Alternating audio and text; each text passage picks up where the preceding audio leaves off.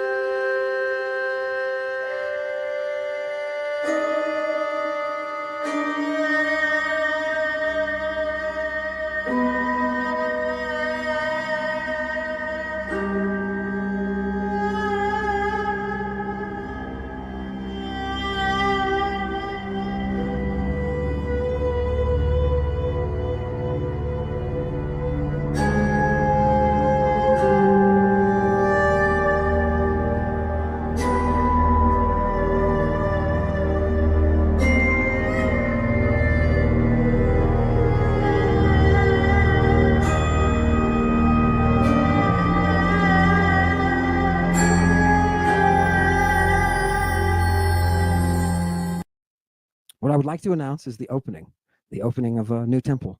And that temple is everything. Omnia. Omnia is coming. The little twist in tonight is that Omnia is coming. Mr. Shadow has descended and has given us the go-ahead to create via his architecture, via his design, to create what will be the new museum, a place where you can come, where you can see that reality.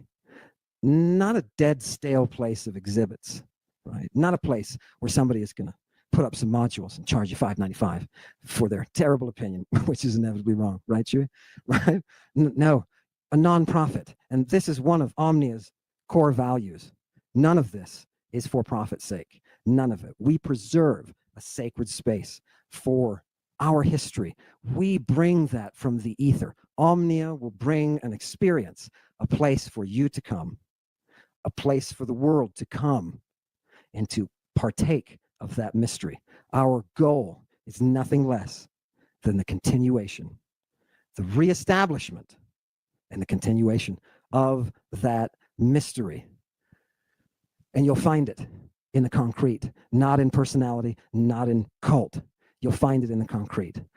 It should be a place for you to come where you can explore a pathway that perhaps you wouldn't have explored before, that you can take something from those of you that have been left behind, those of us who have fallen before us, a time to raise them up and to restore classical civilization, a time for us to reset the clock and to bring back those very powers that governed a world that created democracy.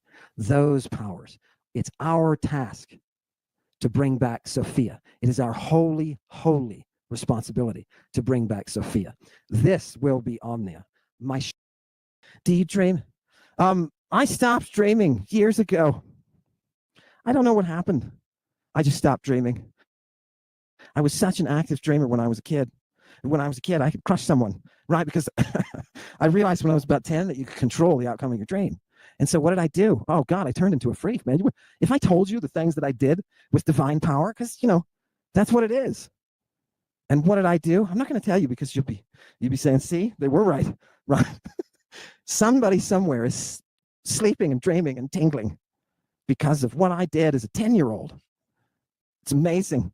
But it stopped when at a certain stage, it just stopped and left me. The capacity left me.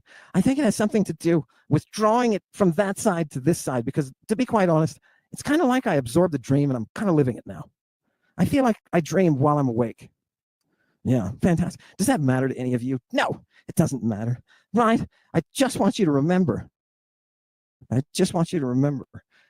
Megiddo. The promise was protection for a mission, and the mission was to bring you that muse. Oh God. So what can you do to energize your muse? Come on, man. It's romance. Okay, you can do this, right? There's a spark of eros in everybody, man.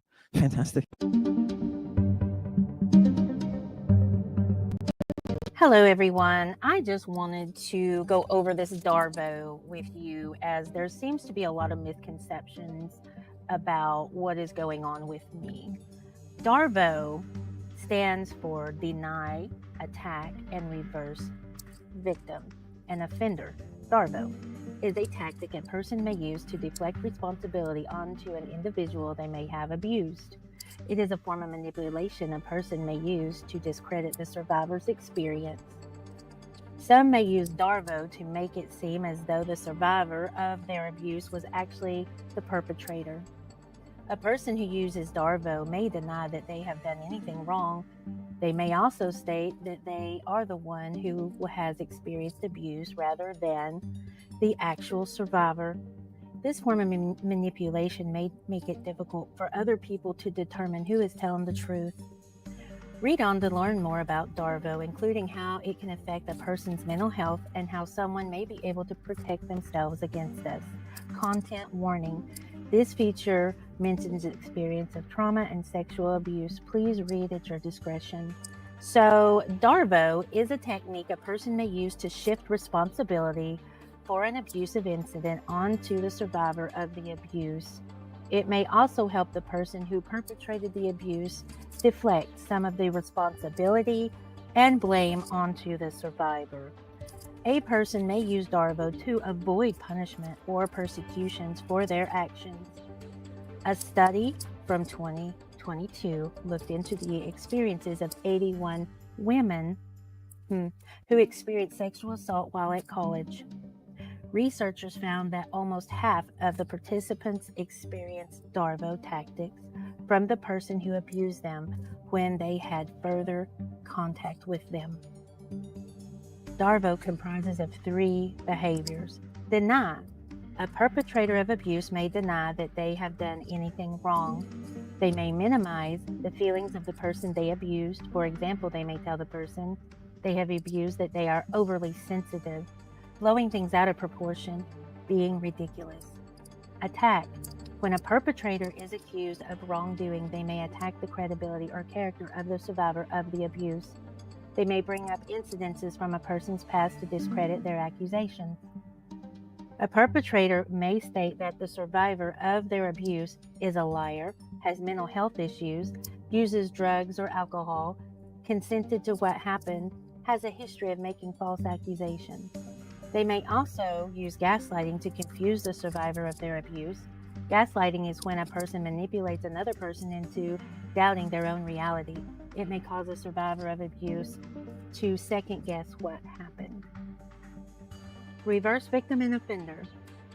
A person may state that the survivor of their abuse is actually the one who perpetrated it. Their aim is to discredit the survivor while making it seem as though they are the one who has been abused. For example, the perpetrator may lie and state that the survivor of their abuse is out to get them, trying to make them look bad or ruin their life, trying to get custody of their children, trying to get money from them, jealous of them, angry that they rejected.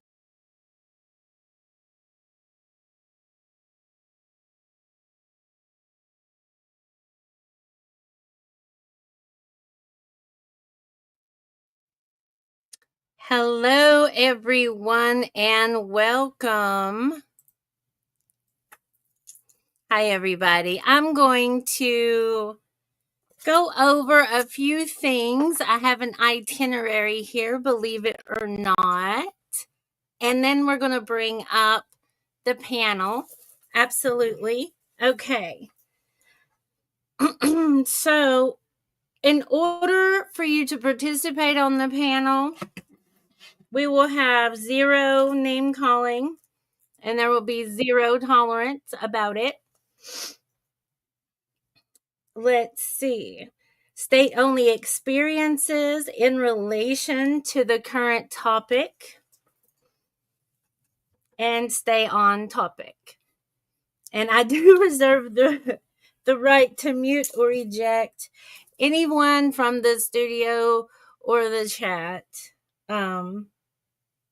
or refuse admittance, because I'm about to drop the chat link so other people can join too.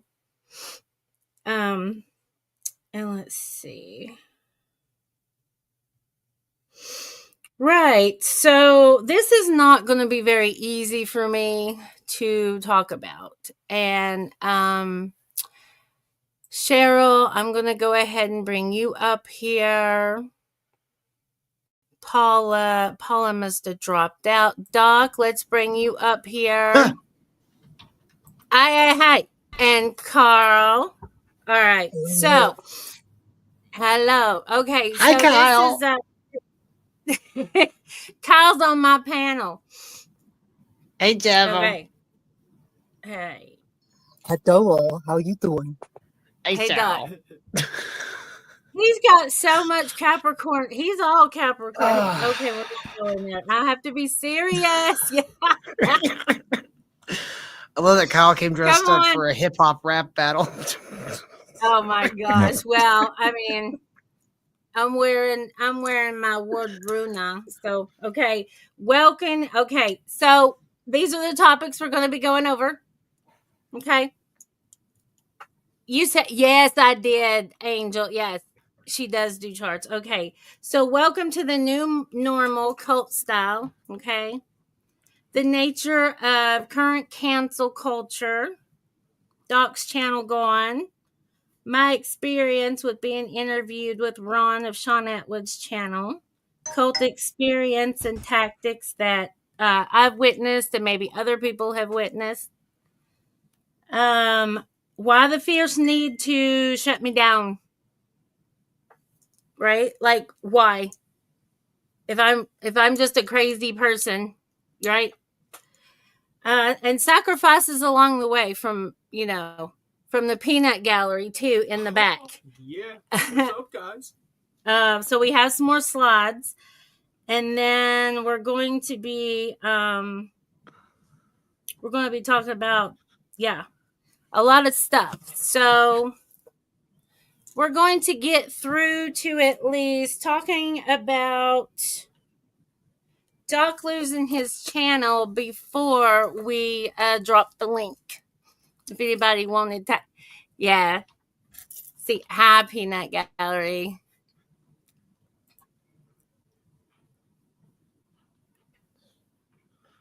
Okay, thank you, Zach. And if you can't pop on, Zach, if you could just, if you would like to share, even in the chat, your experience with cultish activities directed towards your channel, because that's really what I would like to talk about, and why you felt it was so imperative that you keep this content that has been created going. Okay.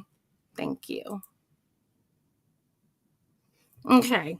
All right. So the new normal cult style is, have we not witnessed throughout this year, people are like drawing really hard lines, being defensive, being reactive. Okay, Paula, that's fine.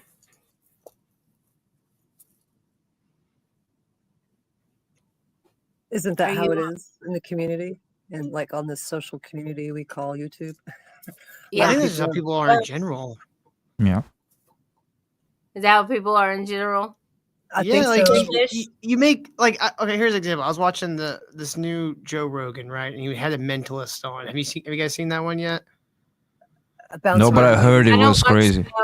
I don't even watch Hillman, actually. I don't watch Joe very often, but I heard he had a mentalist on that blew his mind. So I was like, okay, I gotta check this out. Right. What I kind of took away from that whole thing was that people all day, every day are just making snap decisions. And I don't think that just boils down to, what you're going to eat for breakfast or whatever. I think people, even when it comes to things like this, they will make snap decisions based on like what their friends are doing, and like, I like this guy, so I'm gonna back him or whatever. And like, I get it. Like, Ammon's kind of a charismatic guy in his own. And people are way. looking for the truth, in quotations, of course. Yeah. Yeah, we're seeking something, desperately seeking something outside of ourselves. And the reason I said that this is the new way of things is because of the cancel culture, because of how fierce it is. The energy of it is it feels like piranhas are attacking you. It's pretty fierce. And Cheryl, I know, knows what I'm talking about. Well, with the following that comes along with what we're talking about here, it can feel like piranhas, like especially with the guys here, their channel getting shut down. I'm sure it took a swarm of people, not just one person. Well, it's weird. I'm not the only channel I've seen for this exact reason. And I know that, like, Kyle, we can be a bit of assholes. just a small, we can be a little bit of an asshole every once in a while. But that does not equal bullying or harassment.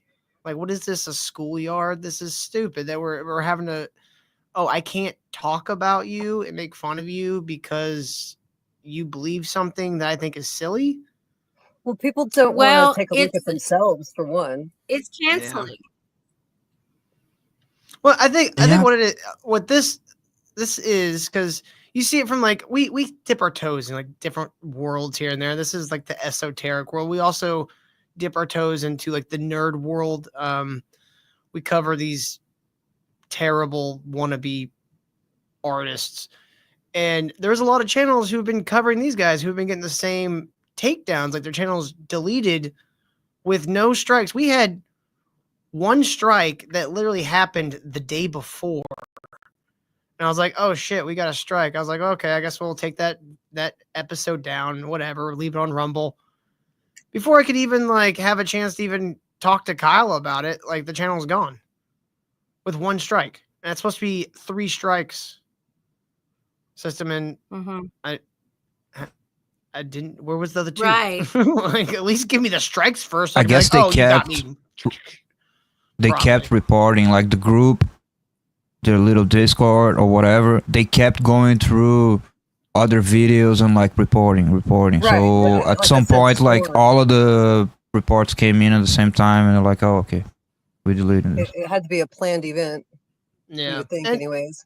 I was even like, at first you're like, oh, it's definitely Snappy and those guys, which turned out that's who took credit for it. So, I mean, unless I find out Took credit otherwise, for it? How do you know they yeah, took credit for it? they came into the chat and was like, yeah, we'll do it again too. We're like, Yeah, we have Really? the, I the, didn't the know stream that. like the next day. That was Gandhi. That was Gandhi. I remember that.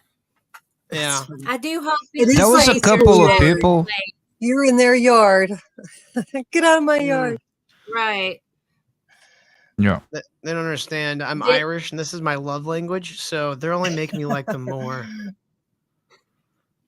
Well, see, that is why I invited Zach. That's why I invited Dr. Kip. That's why I invited Jacob of History Valley. They have all been swarmed by this type of activity.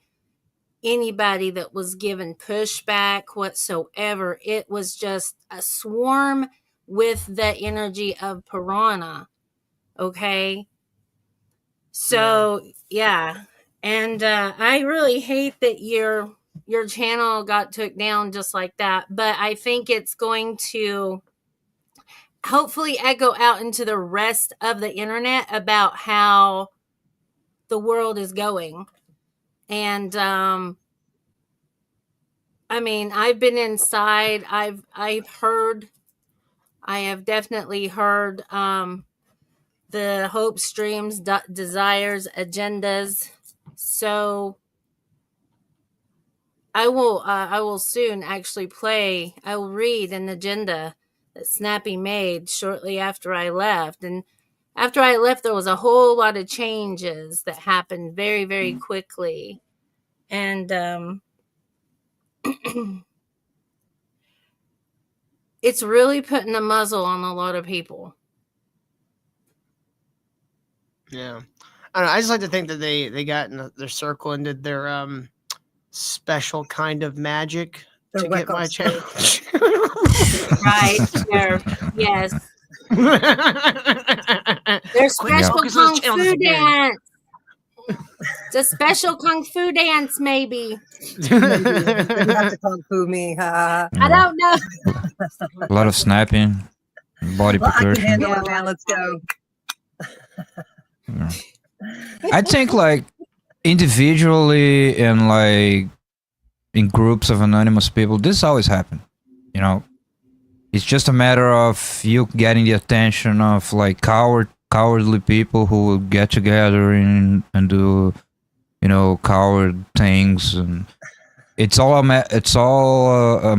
matter of them finding the weakness, not even the weakness, but like the breach, whatever website you're on. How can you be mass reported, mass flagged, sending emails to maybe your job, your whatever. This kind of stuff is always happen on the internet.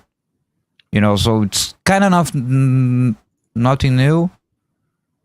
I just didn't realize, Kyle, we couldn't call a body percussionist a body percussionist. I didn't realize that was a slur. Yeah. I don't think that was what it was. Some other slurs that I used. Yeah, but you're Brazilian. How do they even know? You're like, I'm not American. You know, it means something else in my language. You know, it was a compliment. You know, like the British, they call the cigarettes and all that. It's like we also have a word for cigarettes. It's how it is. Be careful now. Didn't they call it spliff or sploop or something? We'll just skip over that part. Okay. But you know, when we talk about this kind of stuff, it's all like you were talking about a bridge, a weakness, you know, and that's what they went for, is the weakness.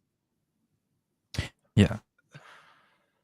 You know, that's all they could do to Right. you is, you know, mass, you know, report so you guys would get taken down, because they can't really face you, can't really come like together and explain themselves. I don't know. I could talk to Snappy in his language.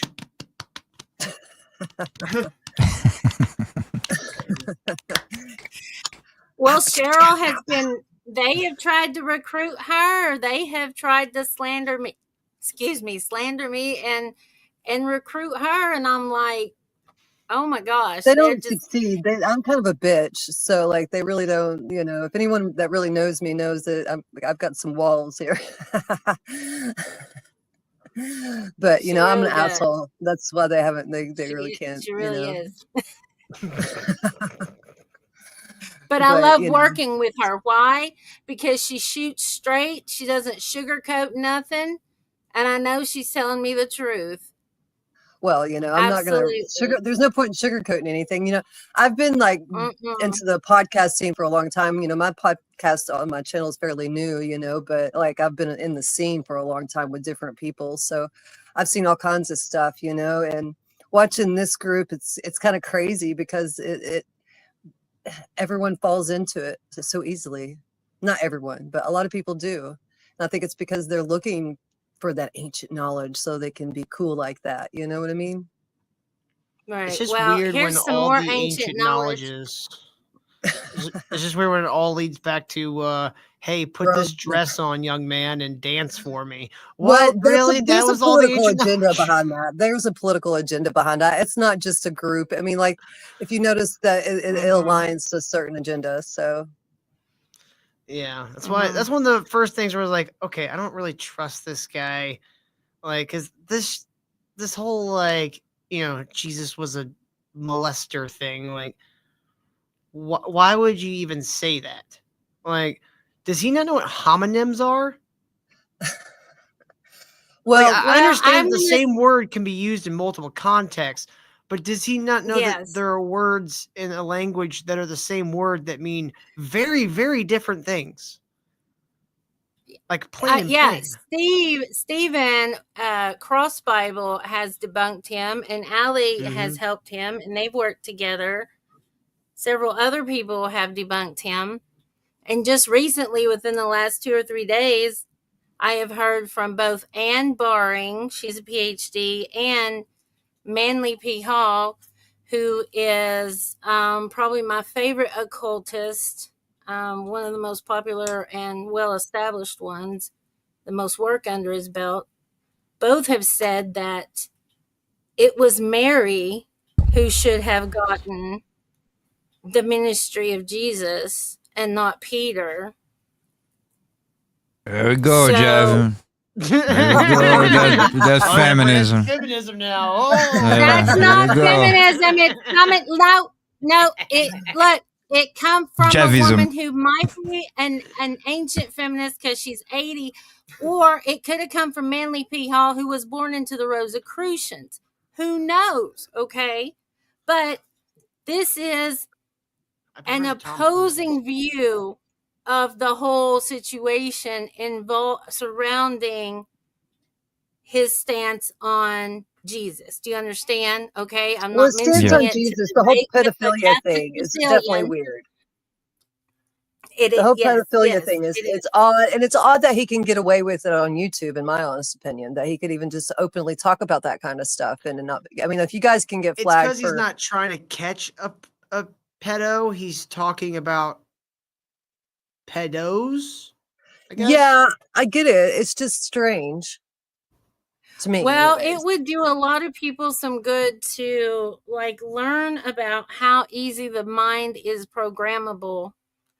And when you're told to do drugs, and it's called sit on the throne, and you're told to look at these pictures, listen to this music, while you're a wide open channel to receive everything coming into you, you're going to think that, you're having a mystical experience. I have my theory of what's going on.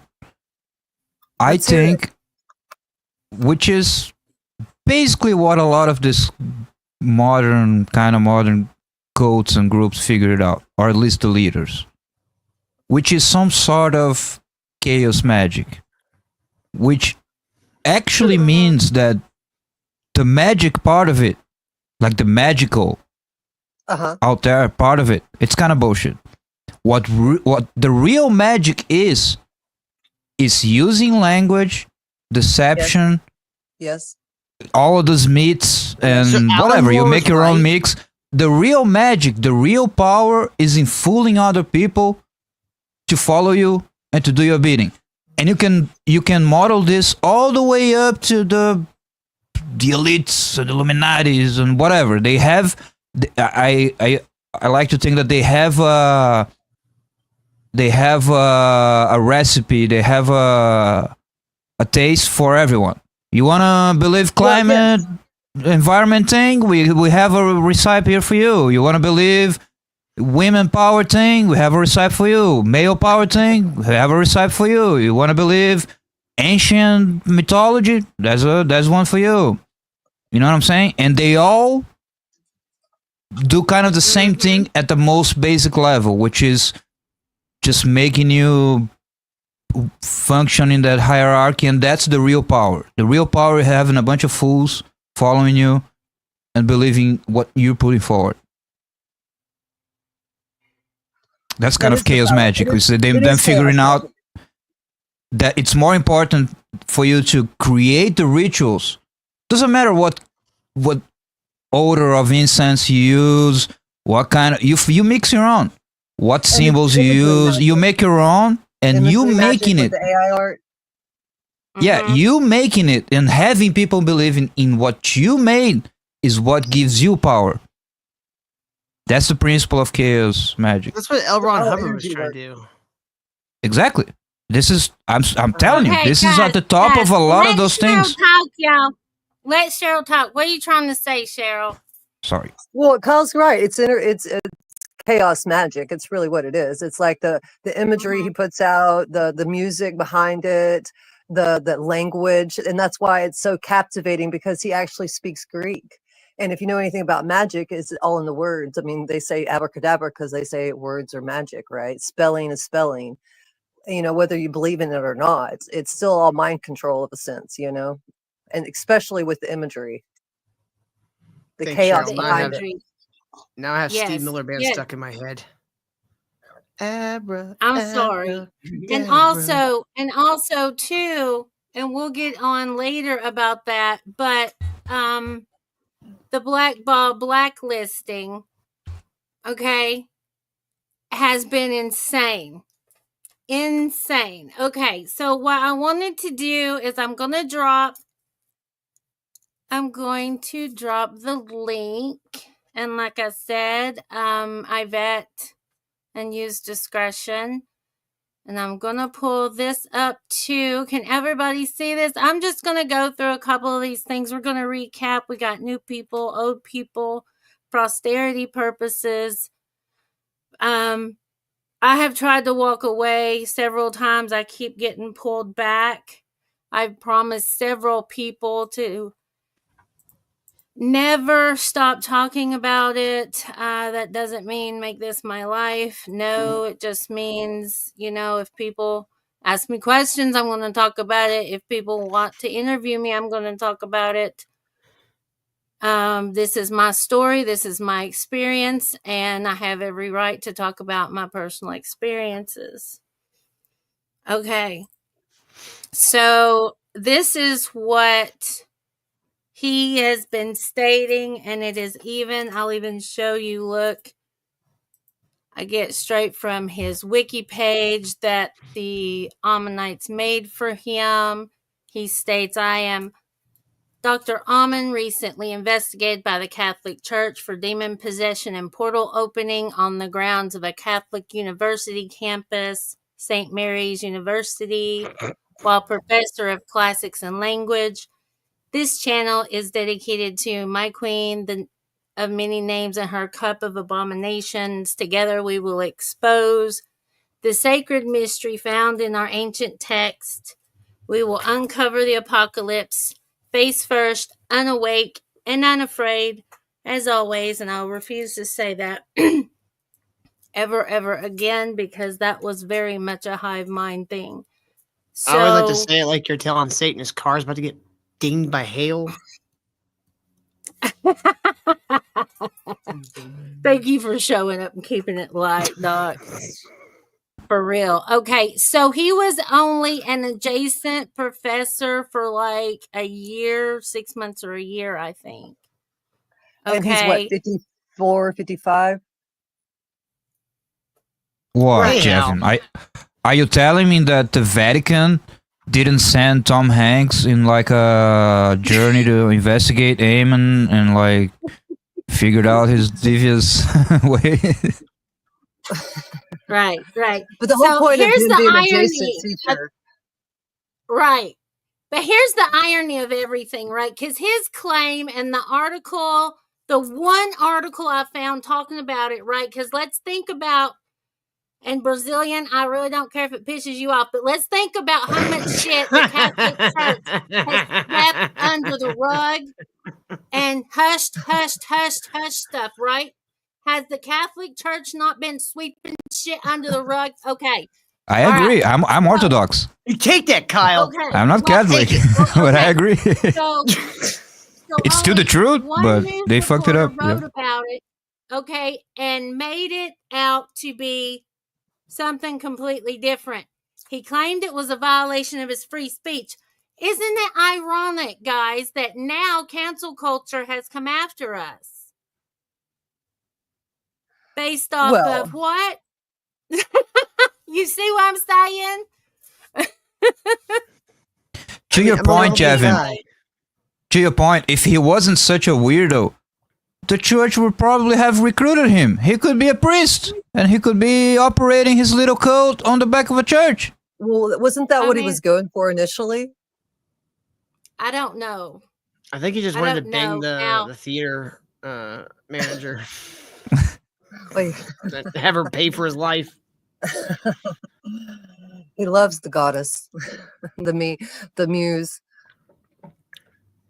I mean, he owes the Okay. goddess like $40,000. 100. This fucking guy. So right here are some court documents that say, I'm going to read the conclusion to you all, okay? Hillman brought defamation claims for statements made more than 2 years before his commenced suit, for statements of opinion rather than fact, for statements protected by investigative privilege, and for true statements. Thus, his claims are time barred or insufficient as a matter of law. Ultimately, Hillman was terminated because he sexually harassed students at St. Mary's, and the truth of his harassment precludes his defamation claims. St. Mary's and Sharon, I think, asked for summary judgment, okay? So, but you can see here, and this is what he has on his channel here. This is, he's claiming that he's being investigated he was investigated for, what was it? You know what? Possession, There's so demon many possession. lies in just this quote here. Mhm. Like he was never investigated for demon possession or portal opening. The priest in charge of the school or whatever is on record saying no one believed that happened. That's parents getting like all riled up. Yes. And yes. I don't think he ever taught at that school. I think that was, maybe he did, but when he got fired, I don't think he was a teacher. I think he was just a janitor still. I might have my timelines messed up with that. Oh, he was a very influential janitor. By the way, Jevim, that was a great picture. There's a great picture of him. You put it there. Oh yeah, is a good pitch. Yeah, is like, you know, this is exactly what the cult does. They will demand sources, right? Are they talking sources or just drama? Oh, we're talking about lies and deceit and irony. Actually, what sources? It's reading, his page. Is it? Isn't that theirs? Right. Like, isn't that what he said? Like, this stuff's been gone over so much. It's kind of funny when they say sources, because that's all they really do say. Sources. Like, they don't really say anything else. Every Right. channel they go to, when they go to each channel, that's what all of them demand is sources. Know what sources sound to me? Sorcery. Source. So this right here is probably Doc's favorite part. His whole reason for being involved, gang. probably. Yes, They splooged my yes. channel, Jevim. They splooged my channel. I know they took your channel. I'm very sorry. With their but, masturbation magic. I'm assuming. I have nothing to go on other than that. You're just At least they were thinking about you, Doc. feeling it heavy, right? Ugh. Okay. You know, you gag in my mouth. Ugh. Me and Teal had an argument on who was the target. So look, if they're gonna do that, I want to be the target, okay? You invited them. They couldn't get into your dreams, so they got into your channel. Yeah, Kyle, this is all your fault, motherfucker. I've been having great dreams. I had a nightmare today. I had a nightmare. I've had nightmares. I dreamt. About my dreams. I dreamt that I was ordering sushi, and I had this beautiful order, and I woke up before I got the order. I woke up wanted to eat sushi. I was like, "God damn it, dream!" Would you? That was a nightmare.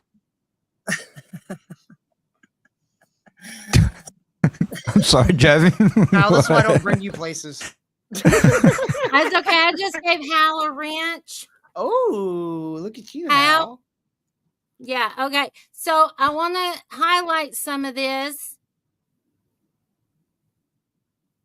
Disbanded when private. Lady Babylon Discord established 3 past initiation. Okay. That was in the Order of the Rose. Let's see. Well, I'm going to give you the long and short of it. I really don't want to read it. So this pastor was the target. And, you know, I don't know if he was scuzzy wuzzy or not, but I do remember that something had happened to a convention. Allie definitely knows better. And it was canceled. Everybody got sick. And Snappy told me all about this. Like, I knew all about this before, like long before. Because Snappy was like, oh my gosh, it worked. It worked. Well, it's not surprising they play in chaos magic and sex magic, right? So, I mean, that's what he was preaching about for the longest time. Like, even when you go back a couple of years, that's what he was talking about.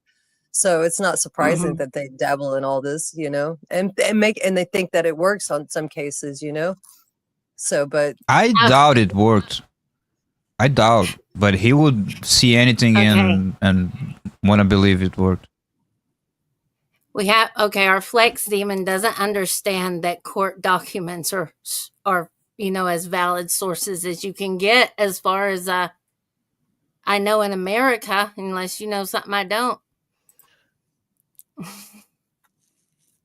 What are the sources that Gnostic informant brings? Like, you know, he just they're talking about text. Like he's talking about Greek sources. Like, have we said that we are a Greek classicist? No, we're talking about a different topic. Yep. I'm a same person, different topic. Yes. So I want to read this one too. And this was just one of the many messages that come to me or Allie from concerned people of others that had been like heavily involved. I think my best friend of 30 years has become involved with him. She's really into him, believes she's in love with him. Moreover, I don't think she's met him in real life yet. She's been having terrible time these last few years, and she's dependent on ketamine and basically lots of other meds. Although she's in her 50s, so she's not always been like this. I think it started with the legitimate prescriptions. The huge problem is that she's rich. She had a hefty inheritance that allows her to buy and sell properties on whims. However, it's not so substantial that she can expect to not budget, and I don't see her being able to work at this point. She just left her home and is signing on a large property where he lives, plans to sell her current property and plans to meet him. Says he's her destiny and so much out of character stuff. I don't care if she sells her property and moves, she's allowed to do that. She's allowed to pursue him. It's the speed that this has happened. It's literally been a week. She found him last week or so. Please let me know if there's anything I should do. Last weekend, she supposedly came here to put iced, and we postponed. I thought she was coming this weekend, but she's in his town buying a ranch. That's when she told me about Ammon. I thought that she was referring to the Egyptian god at first, not a crazy academic. I actually just thought she was high. I don't even know if he's done anything or actually spoken to her. I don't think he has. I think this is all happening through teachings. So saying like the lessons that he's doing. Okay. And that's completely possible that he's never spoken to her. Because there's some crazy girls online. Just like there are crazy guys. Damn, and I thought that Chewie was gonna get a mama. JD Lotus, have you seen physical evidence of these degrees? If you have not seen physical evidence of these degrees, please do not state them. But I've heard before online with women who go crazy over online dudes. Like it's not a rare event that women will be like, oh, we're in love. Right. Well, and while he was going through his divorce, he lived with the theater professor, and I believe she supported him and the children. Yeah, absolutely. And that's another thing that has kept a lot of people upset is, imagine a 13 or 14-year-old starting a YouTube channel with her father to do this type of work. This is like, this may not mean anything to you, Jevim, or you, Cheryl, but to me and Kyle, this is like bizarro, dark world Grace Thorpe. It is bizarro, and that's why I'm all weirded out about it. That's the only reason I'm involved in it, because I was never involved with their little cult. Like I watched the Danny Jones broadcast when it happened last year, and then I got on the Discord in the Myth and Lore Discord, and the guys in there treated me all weird. Snappy was all weird, so I just kind of backed out because I was like, oh, this is weird.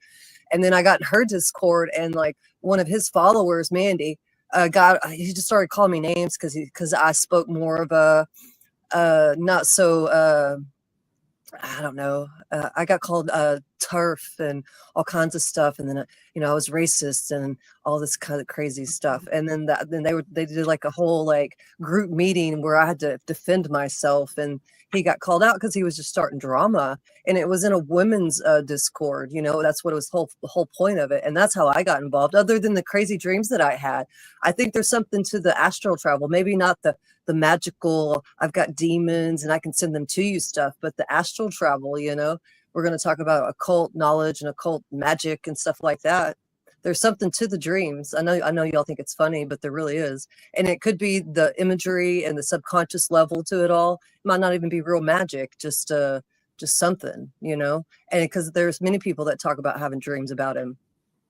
It's a subconscious thing. I think if you believe in that, and then people say they're gonna attack you in your dreams or this and that. Mine wasn't even like you're probably gonna dream with that. I haven't had a single weird dream related to Ammon, magic, internet stuff. Not just regular. But if you're not accessible, if you're not open to it, you're not going to get it either. See, when you're talking about this kind of stuff, you have to be open to it, right? And I hear open as in like believe in it. Then your brain will wanna. Well, true. You're not wrong. See those things. You're right. But from my experience, it wasn't like I was like, oh, he's going to send demons to me. It wasn't like that at all. It just, I started having dreams about him, and I don't even know why I was having dreams. I thought it was weird as hell.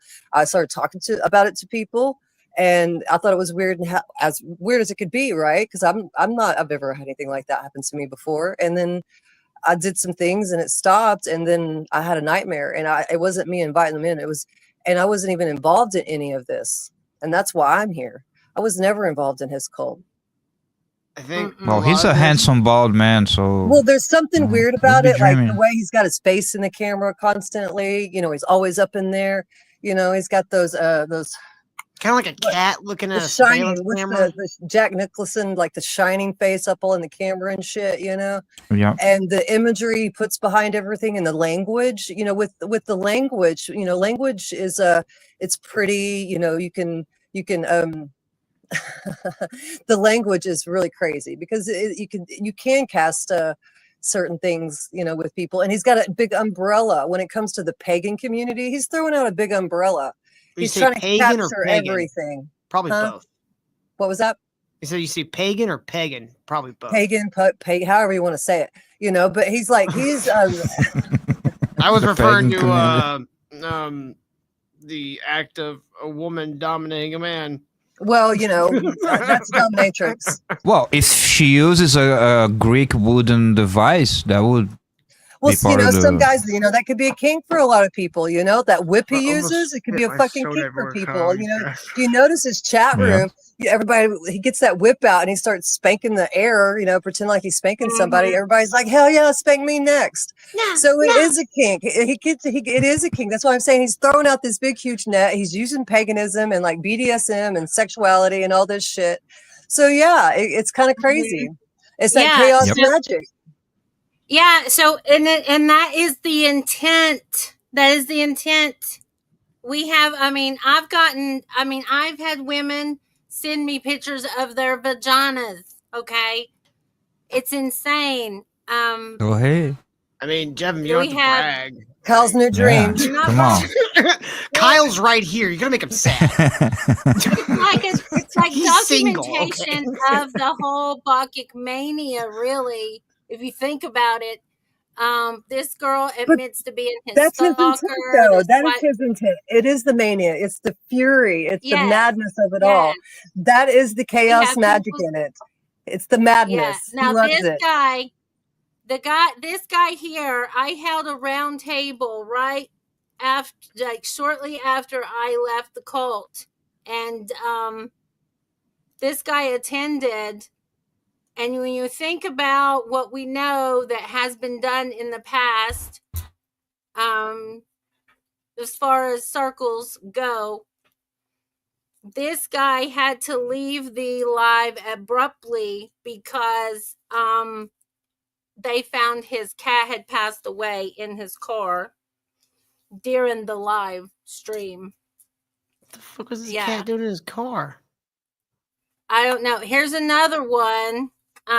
Jesus doing some drugs. The Reddit is insane. I have had, I've been laughed at. I've been made a fool, mockery, told that they've got voodoo dolls. I mean, that I don't doubt. So, I mean, I They have need like your hair or something. No, all they need is my picture. They have my voice.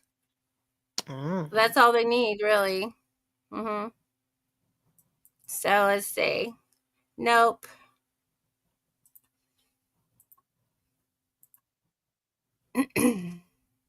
But I think people give them too much power. Like, and that's where the guys are right. I mean, like, if you don't believe in any of it or you're not just focused on it constantly, it's not going to affect you unless you're like really like scared of it. He's preying on the vulnerable. Like, I don't want to. Obviously, I'm not saying Right, he everyone, is. and I don't He want to. really is. Yeah, and I don't want to disparage like any sort of belief, but a lot of people who are like exploring all this new age stuff and occult beliefs and all of that. A lot of them are very vulnerable and maybe in a bad period of their lives, and they're searching for something that's gonna fix it. Yada yada, mental issues, and all of that. I think this one Ammonite wants to know if you enjoyed your dream of Ammon. Well, ask Hillman that. But the whole mind manipulation and preying on vulnerable people, and they're he's also preying on people coming from the church who may have been molested, and that's also, it is the psychological part of it. That's why he preaches the way he preaches, is because he's bringing in people that have those thoughts already, those problems already, and it creates problems because those people haven't really worked through anything to heal themselves. They're coming from one religion that maybe have hurt them in the past to something that they don't know anything about, and that's what's crazy about it. And that's how he is using people in that sense, whether he gets paid for it or not. The girl that wrote Unculted talks about cult hopping, which is the same as church hopping, which is the same as coven hopping, which is the same as doctor hopping, which is, you see where I'm going with this? This is what happens when I hop. Okay, yeah, just a hop. Okay, so I'm going to play this post that I told you about where Snappy posted and stated the agenda of what was being pushed. And then I think we're going to move on. We'll go on to the tactics and that we've seen, and I've put up some of Zach's. That is Zach's second channel. That is where he moved all of the Hillman stuff that he had done, and I need to send him all the work that I have done. Allie is working with him as well, and he had to move things because his channel was suffering so bad. Like, you are a man who claims he got fired because of his freedom of speech was violated, was part of him getting fired because his freedom of speech was violated, has sure made it to where no one is allowed to have their own freedom of speech when it comes to what they have witnessed and went through.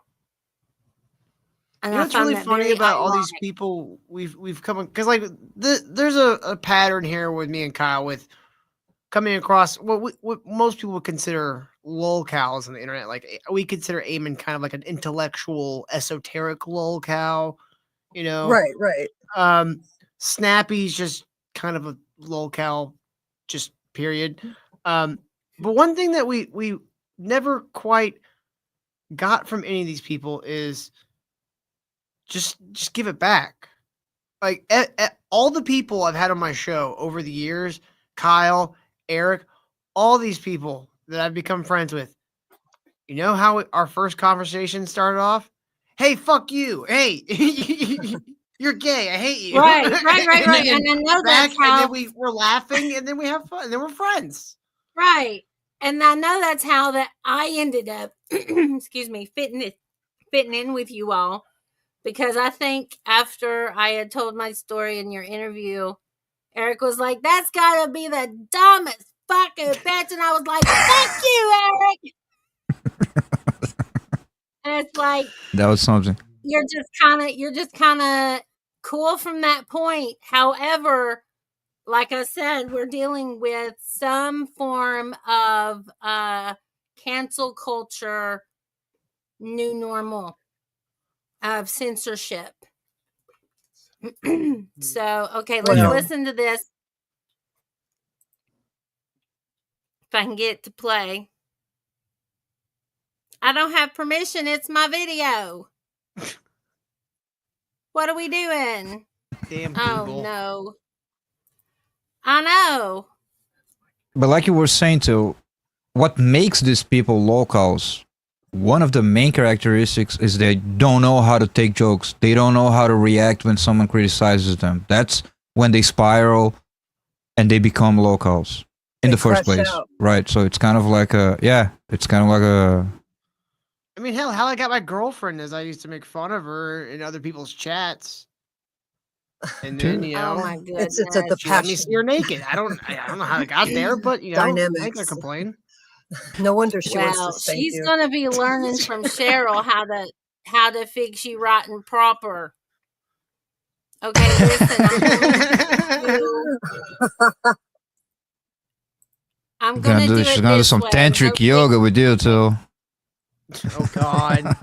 Don't give Hal any crazy Definitely ideas. play some Enya. Is this okay? Oh my God, right my here mom we had go. Enya CDs. In your what? Uh-oh. In your butt? Look at Shush! what the agenda that was being pushed was. Can you hear shall it? we?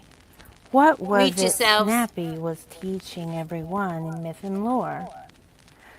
So, Snappy says if people can't handle others being free to explore and discuss gender, then you will never know thyself. The greatest sage was Teresus, who lived as a man, a woman, and a mouse.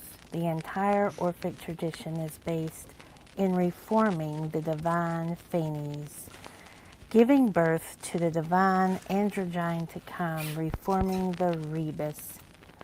Standing against tyranny is a duty. It's not picking sides. It's resisting stagnation, a moral obligation for those us who worship the mother. People who are so offended and unable to handle any talk of gender below my mind, especially the occult world, especially here in a place where we worship the great mother who is intersexed with a penis. Here we worship Dionysus and Attis, gods of queerness. If gender makes you uncomfortable, if femininity makes you comfortable, then you have some serious self-reflection to do. Let's listen at that. Let's read that again. If gender makes you uncomfortable, if femininity makes you comfortable, then you have some serious self-reflection to do. If femininity makes you comfortable, then you have some serious self-reflection to do. And newsflash, this community is queer positive and gender positive. We will talk about it openly and often. And us, if, I guess it's UF, but I think it meant if that's a problem for you, move on with your life. This community is run by a bunch of gender-bending queens. If you don't like that, move the fuck on. Please convince me that this is not a cult. Okay. Y'all can unmute. So I was accused of being a TERF as well because I thought that women had a right to be able to commune in a place where they were not being treated like I don't know, bar hookers, I guess. And it was really, really scaring a lot of them, that to the point they come to me. So when I said, I'm going to make a place for them, I was also accused of being a TERF, which is really crazy for me, Well, that's what because think I is have important had to remember that. Like, my first cousin. We grew up with my first cousin. He's like 10 years younger than me. Became the most popular drag queen in our town, most successful drag queen in our town. And I went to ballet with Charlie, and I grew up with Charlie, and my mother and my grandmother knew Charlie's father. They were hairdressers together, and Charlie, I'm about to lose Charlie. That's how long he's been in my life, and Charlie is a very proud gay man. So these lies and this slander that's been put on me is pure Darvo. The damage control is I've never seen anything like it, nor experienced anything like it. So I do want to talk about my interview with Ron. I had posted it in Derek's Myth Visions Scrappy in Myth Visions Hey, Muggs, good to see you. In his Discord. And so, like 20 minutes before I was supposed to talk to Ron, like I had hoped that me and Ron would get to talk so I could find out how much he had, figured out or knew about Hillman, and if he knew anything at all. I was very ill prepared, and he lets me know, that Snappy had contacted him, and I thought that was very odd, but somehow That was wasn't. very odd. Yeah, it was very, very odd, and I was like, and then he said, follow my lead and just, answer the questions as they come. And I was a nervous wreck. But there's been a lot of things that have developed since that I won't go into. But my interview is no longer there, and Snappy's is no longer there. And I'm gonna be honest about how I feel about that.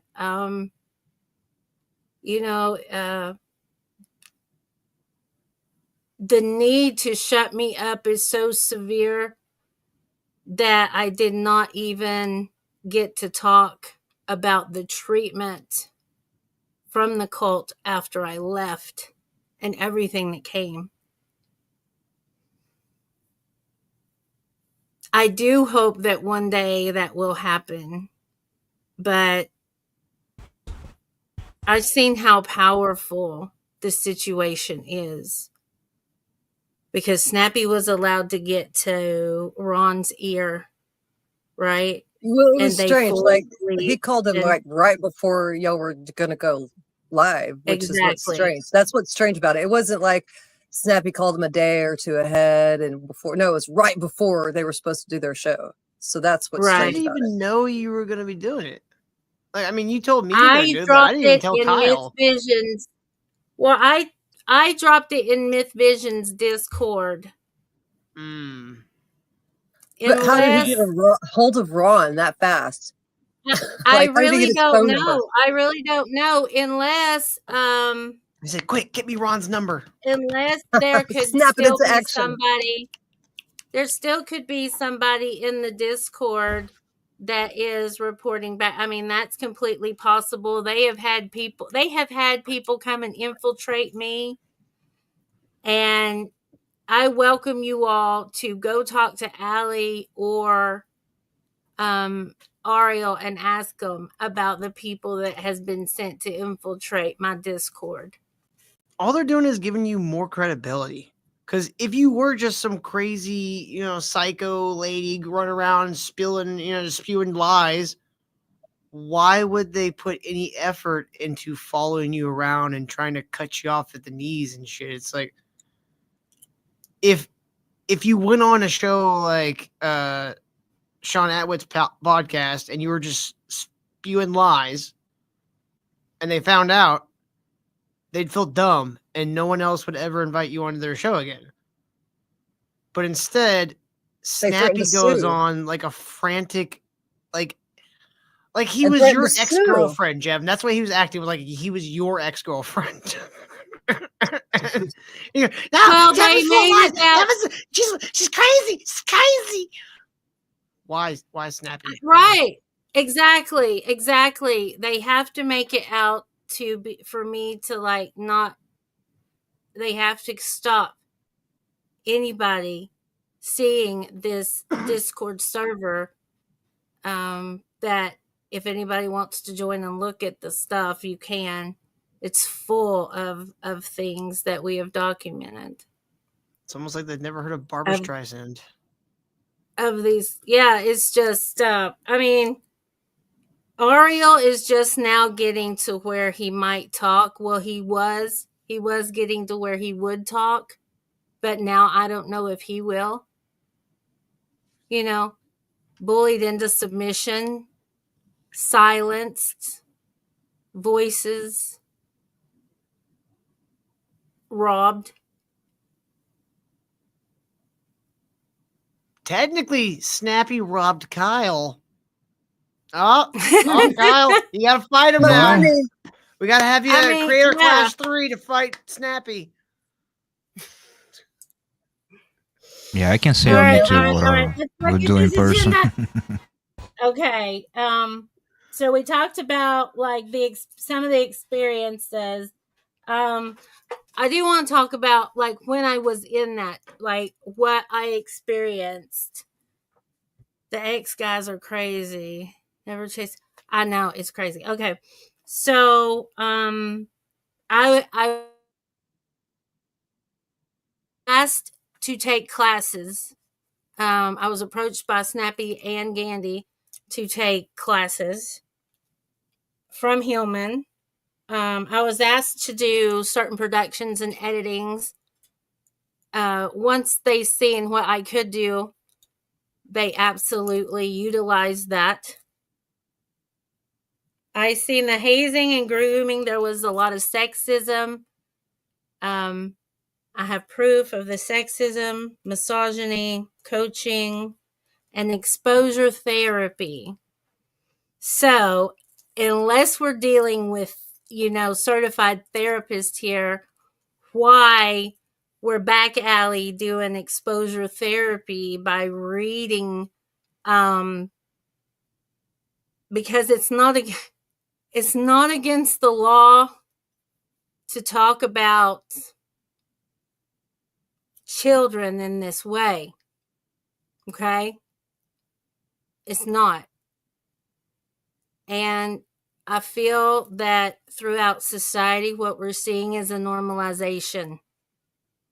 So because it's not against the law to talk about it, there's books.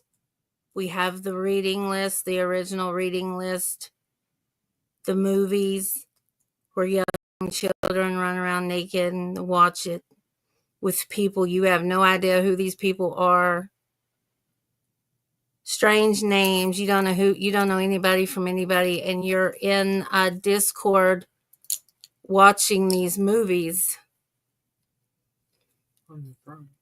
on the throne. And I kept being questioned and asked, it's like they were trying to get something from me and I wasn't giving them what they wanted. And after a certain amount of time, when the floodgates opened, there was a plethora of people to choose from. I was no longer needed. So there was what I felt were staged events that caused the chaos magic that pushed me further and further and further. It was traumatizing. There was a lot of things that were going on that were very, very traumatizing on a day-to-day basis. Exposure therapy is a big thing. It's a big part of that. So the sacrifices along the way is that my daughter quit talking to me because of my involvement with the cult. I asked her to take Greek classes with me, and Hillman made her uncomfortable, not by anything particular that he might have said or did. But she is highly hypersensitive like myself. So, yeah. Yes, well, what are we doing? Like, we know that he's strange and weird. And if people can't feel that or see that by themselves, it's kind of hard to really combat any of this. Don't you think? Most normal people can see that he's weird. No? I mean, he looks like the guy from the Scream painting. People crave novelty, okay? And people crave community. They crave novelty and community and that mystical experience. It's not okay. It's not. That's enough. I'm sorry, What's what? your opinion, guys? Why do you think people are so attracted to it? To the not just him, but to the whole thing, the Greek, all of it. I think a big part of it The is just like mystery. we're a big society now on conspiracy, and like it almost seems like the older the conspiracy, the more like religious people become about it. Like Atlantis. Mm-hmm. Yeah, like weird stuff And like that. the width of planetary power, like how much of reality does it explain? You know, and he paints a very broad. Yeah, and I think a lot of people are just controlled by how they feel, and right, which that has its place in life, but like you can't control your entire life based on how you feel. Like you got to have some sort of intellectual. How do you say it? You got to think about it. You got to think about this shit for a minute. You can't just go off your gut every time. And something like this, there is he does have a way of speaking that kind of triggers people's like guttural like responses to what he has to say, because he's saying such like outlandish and like the Neoniscos. Yeah. Oh my god, I love it. Well, see what bothered me after I'd been watching it for like a couple weeks or so, he would say something like completely disgusting and just off the wall, and then say, "I love it." And to me, that sounds like programming, because it's constant. It's a repeat kind of thing. Yeah, and that goes back to the shit that Kyle's talked about many times before, pontificating on my show about the inversion principles of like Satanism and like Luciferianism shit, like where everything is the opposite merely for the sake of being the opposite. Right. It's all inverted. And that's where I thought it was also weird. He kept saying, "Hell Satan, and he was a Satanist. But like, if you know anything about like Satanism, that's not what it is. You know what I mean? And so that was like a catch, for me. Like, I was like, what? He's not really even a Satanist. He's more of he's a Dionysus, he's into Greek mythology and all that, because that's where he ties into a lot of it, is Greek mythology with Hecate and Medusa and Medea and Jason, all of it, all of it's been talked about before, but in a different way.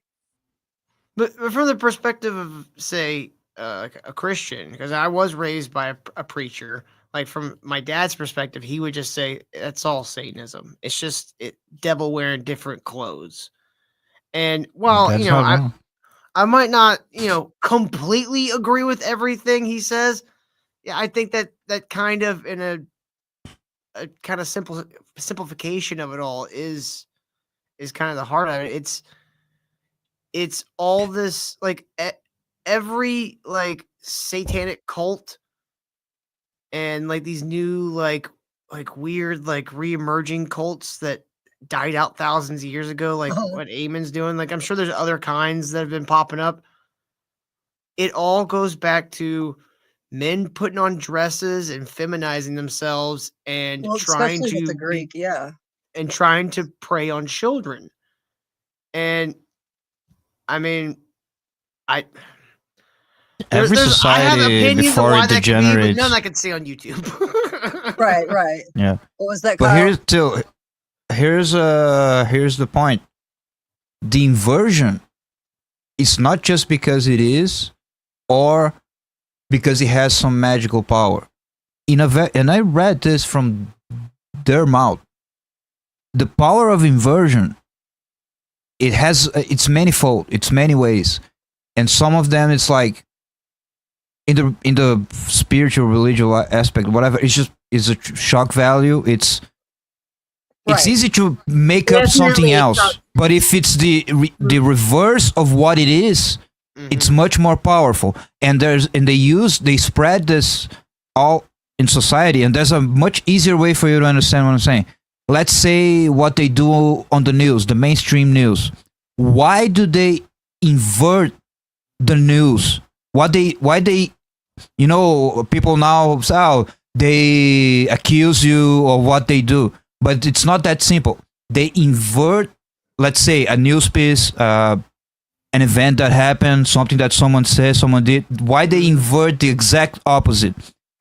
They have this figured out. Like, for the person who's listening, believing that source of news, let's say, I'm making it very like terrestrial, this source of news, for the people who believed that inverted reality, it's much harder for someone on the outside, for me, for example, to come to that person and say, here, let me explain to you why they're lying to you.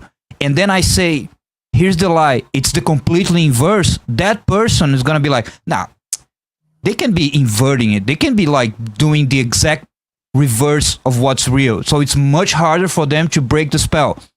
At the same time, and that's why they think it's kind of a magic thing happening. It's kind of like sorcery.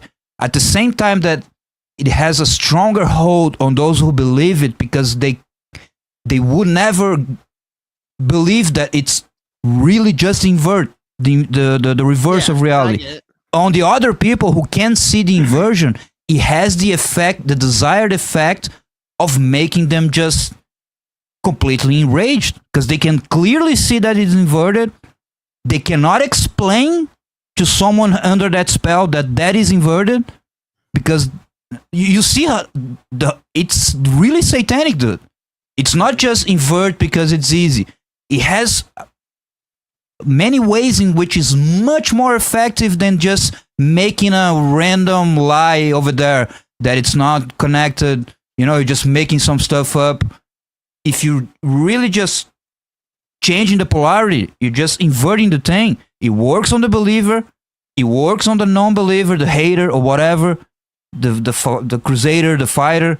You're talking about the power it's of massively suggestion. powerful. Exactly. Yeah, the power of suggestion. Yeah, Kyle, if I and you understood have any to of deal. that, I would agree. I did. tried. It's fine. Right. Yeah, and that is where most of people's influence comes from. Okay, I do want to talk about now. I do know that Hillman was friends with a man that went and he was invited into our server, and after 24 hours, he just started causing so much trouble. And I told him he was not allowed to cause any more trouble unless we got on a voice chat, or he got on a voice chat with one of the mods, and he just left. And as soon as he left, he went and lied after he apologized for treating me so poorly. And because of how I was treated in his server, he went and spammed all over my interview on Shaun Attwood. So I would say there's been at least 10 people to come and play nice and lie just to get in the server, because they knew I'm a good-hearted person. I'm a kind-hearted person. I have no reason to lie, and I have nothing to gain. I have had everything to lose. My channel has suffered. I have been blacklisted. People won't talk to me. I've had people cancel interviews. And Snappy said I have caused harm with the income of his channel. And I'm like, no, no, I'm sorry. I seen what you're offering up to $100 a month memberships. What in the world are you offering? The only thing that's harming his channel is that stupid Renaissance Fair song he starts every stream with.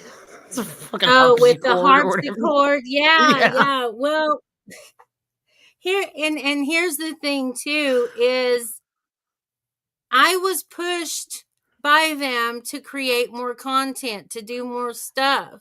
I was encouraged to do things on my own channel that I wasn't even really worried about, because I was so focused on community, and they had me busy doing all kinds of stuff. When I started asking too many questions, they had me, doing other stuff. Let's see. How's that? Still knows it's a classic winter beanie for me. Hal likes I've to used it a bully lot. Kyle with compliments. It makes him very uncomfortable. Yeah. Hello and welcome, Paula. I Hi. hope your text figured out. A little bit of it, Hi. yeah, thanks. Hey, so I would love to give you a chance to talk about your experience with the Ammonites. Well, I kind of come in late, but I heard you talking about, how they like almost bully you, like they gang up on you. And I heard the two guys saying that Hillman doesn't really offer anything but the crazy music and his crazy antics. I think that's what's, and I heard Cheryl talking about chaos magic. I think that's what draws people in. They're just so shallow that's what they're focusing on. But anyway, I'll tell you what happened. It's just briefly, I tried to input some things back in Lady Babylon, to give a higher, insight to some of the things that Hillman wasn't mentioning. And they mocked me just in the chat. And we won't talk about the technical because I can't really say that that's what happened, but weird stuff's happened since then. And I just, I've watched what you've been through, Jevim, and I can kind of see it, in the background. And I know what it's like, that they gang up on you and mock you. And I'm just really sad that what's happened with the interview with Ron, whatever, the fakeness that Snappy presented, that's gone south. If that made sense. I can't believe that Snappy got on there and said the crap that he said, and what happened to Ron. Why Ron was Well, let's not talk about Ron. What? No. We're not talking about Ron whatsoever, lady. Okay, sorry. No. Well, we're not. No. We're not talking about Ron whatsoever. Okay. I didn't know that. Okay. But I will say that because privacy and because of legal reasons and because of professionalism, we're just not. As far as the Lady Babylon channel, I don't really think that Hillman even understands what his followers are doing. And I mean, do you think that he goes around and tells his flying monkeys to do the things that they do, or do you think they do it upon themselves? They take it upon themselves? Well, there was a lot of coaching in the early days, in the early streams, and a lot of repetition. And I remember Snappy telling me once that people don't even realize exactly what it is that Hillman's talking about. They think that he's talking like spinning fairy tale and it's all about Jesus, but it's actually something different. So, yeah, we'll see. Thanks, Cheryl, for asking that. And I can tell my story a little bit better now. When Hillman discounts he spins a narrative that people don't get.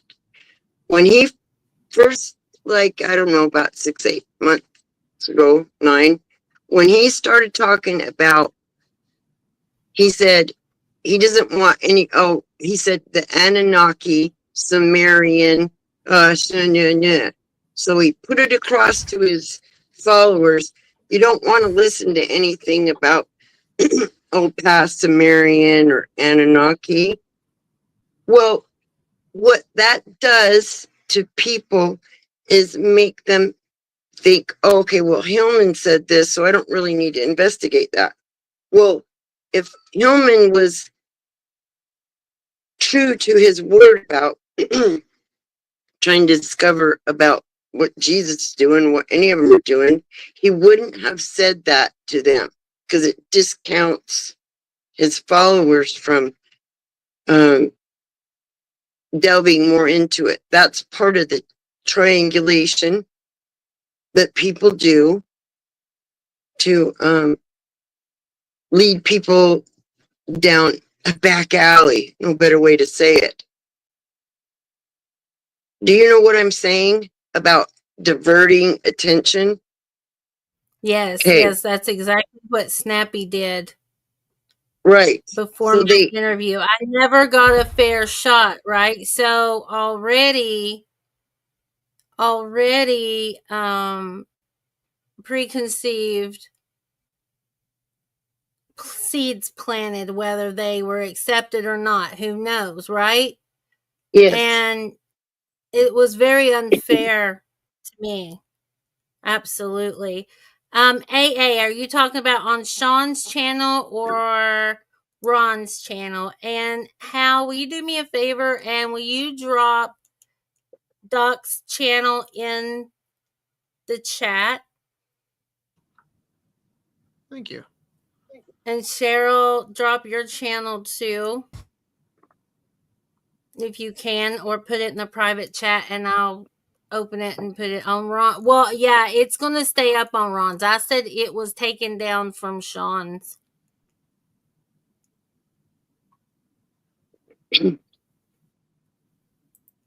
Yeah. One day I'll be there. Well, I mean, I look at it this way. It is becoming very apparent that there are things that are no longer allowed to be talked about or said because there is a new normal. Mm-hmm. And if you go back through, and there's a lot of videos and a lot of content to go through that most people won't do it, but it's about flipping the poles. Exactly what that means, I'm not exactly sure, but the message that was pushed within the cult was like the words of the Great Mother, supposedly, I never seen it, was conform or die. So there are new normals and things getting pushed and coming out that is happening that everybody is really going to be, I won't say everybody, but a lot of people are going to be shocked. A lot of people are going to be shocked. And whether this translation was right or not was never like my issue, because I had walked away from the church and everything in 1999, so a long time ago, and embraced, paganism and the goddess. So this was really what I thought was the next big thing and the next step. However, when I have conflicting information saying, well, Jesus meant to leave his ministry to Mary and not Peter, and Peter was very, very constantly jealous of Mary and her relationship with Jesus. So who knows what's going on? I have no idea truly what's at the root. I just know on the surface and from my experience, it was not pretty at all. It was really ugly. It was it got detrimental to my health on many levels, and it destroyed many relationships actually, and almost destroyed my relationship with my daughter. Hello, Clary. Good to see you. So I know, thank you, Doc, for coming, because you're like, I just lost the channel. But I appreciate the support, and I give you support back because you were one of the channels, well, the only channel actually that listened to my story that it was a wild fucking story. Didn't do it to like harvest content. Other people they did it just to harvest content just because they wanted the story and it's being pushed that I'm just brokenhearted and I need numbers, and I'm clout chasing and stuff. And I'm like, man, I've sacrificed a lot for these itty bitty numbers I got from that little upstart. You know what I'm saying?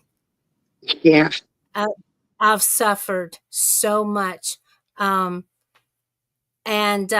Lucas, would you like to say something about like what you've seen me suffer?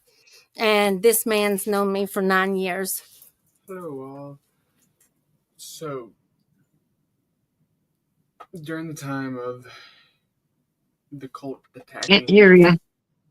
Can't you gotta lean up? You gotta lean sorry, up. guys. So during the time of the cult swarms, they would just pop into lives that she was doing and just say the most profane, nasty things, just to, like she says, blackball. And that's all that would show up. And anyone that would actually be there for her would get ran off, because they would just lay into anyone that opposes them. Mm-hmm. Sleepless nights. Sleepless nights filled with anxiety, racing thoughts. Unable to eat. I've lost almost 100 pounds in a year. My hair is falling out. And I sent Snappy. I have proof. I have sent Snappy money through PayPal. And I've sent a laptop, an Apple laptop, to one guy, and then a box 2 separate times of massive rocks, crystals, books that were worth a lot of money, tarot that was worth a lot of money, actual sterling silver, to this guy's wife, because, to Gandhi, actually, because Gandhi gave so much to the community. I wanted to give something back to his wife, right? Because, when he isn't spending time with her, he was with us a lot. So, I think of everybody, and I'm very altruistic that way. And I really, really hate that those around me have been harmed and hurt. And the fact that the freedom of speech is going away is something that I think is the most alarming from this whole thing in this lesson. Mm-hmm. Mm-hmm. Yes. Yeah. I'm sad for what you've suffered, Jevim and Doc. I know they got you, and don't lose faith, because there's strength in numbers. And I actually have a lot more research and stuff that I'll get more organized. But one thing to remember is, and I have this paper right here, it says Hillman doesn't really know the Bible. And Jevim, you mentioned how they took down Mary. I think it's in Luke. And it's when what's his name? This is on Mary for washing Jesus's feet with the jar she has. And you have to yeah, I don't remember. It was something, and he says, well, we could sell that. That's a perfect example of how Mary was doing something for Jesus, and it was not Judas. Maybe it was. There's 2 Judases in that part of the Bible, and this is on her for bringing it to Jesus when they could have sold it in the market. And so that's just a little example that you could use out of the Bible to what these people do behind others' backs. And right. Well, go ahead. Sorry. What I'm currently doing on my channel is I've been led to Charles King, who is an amazing classicist, and he is a gemologist as well. And he wrote The Gnostics and Their Remains, and he is showing me how all of these cults, it's all It's all rites of passage. It's all initiation rituals with the cults. That's all it is. Yes. You know, But it's not the correct rites of passage No. that come naturally through spiritual, through your own spirit. It is proving to people that you know this knowledge and what sources and this and that. You know, when it's true spirit, it comes naturally. Right. Right. And that's another thing when you talk about spirit, and woman speaks from her heart, and man usually speaks from his mind. Okay. The amount of dismissal and disrespect and condescendingness that you get with people is deplorable, because you can have an intuitive knowing of something and not have any type of like textual backing of it, right? Mm-hmm.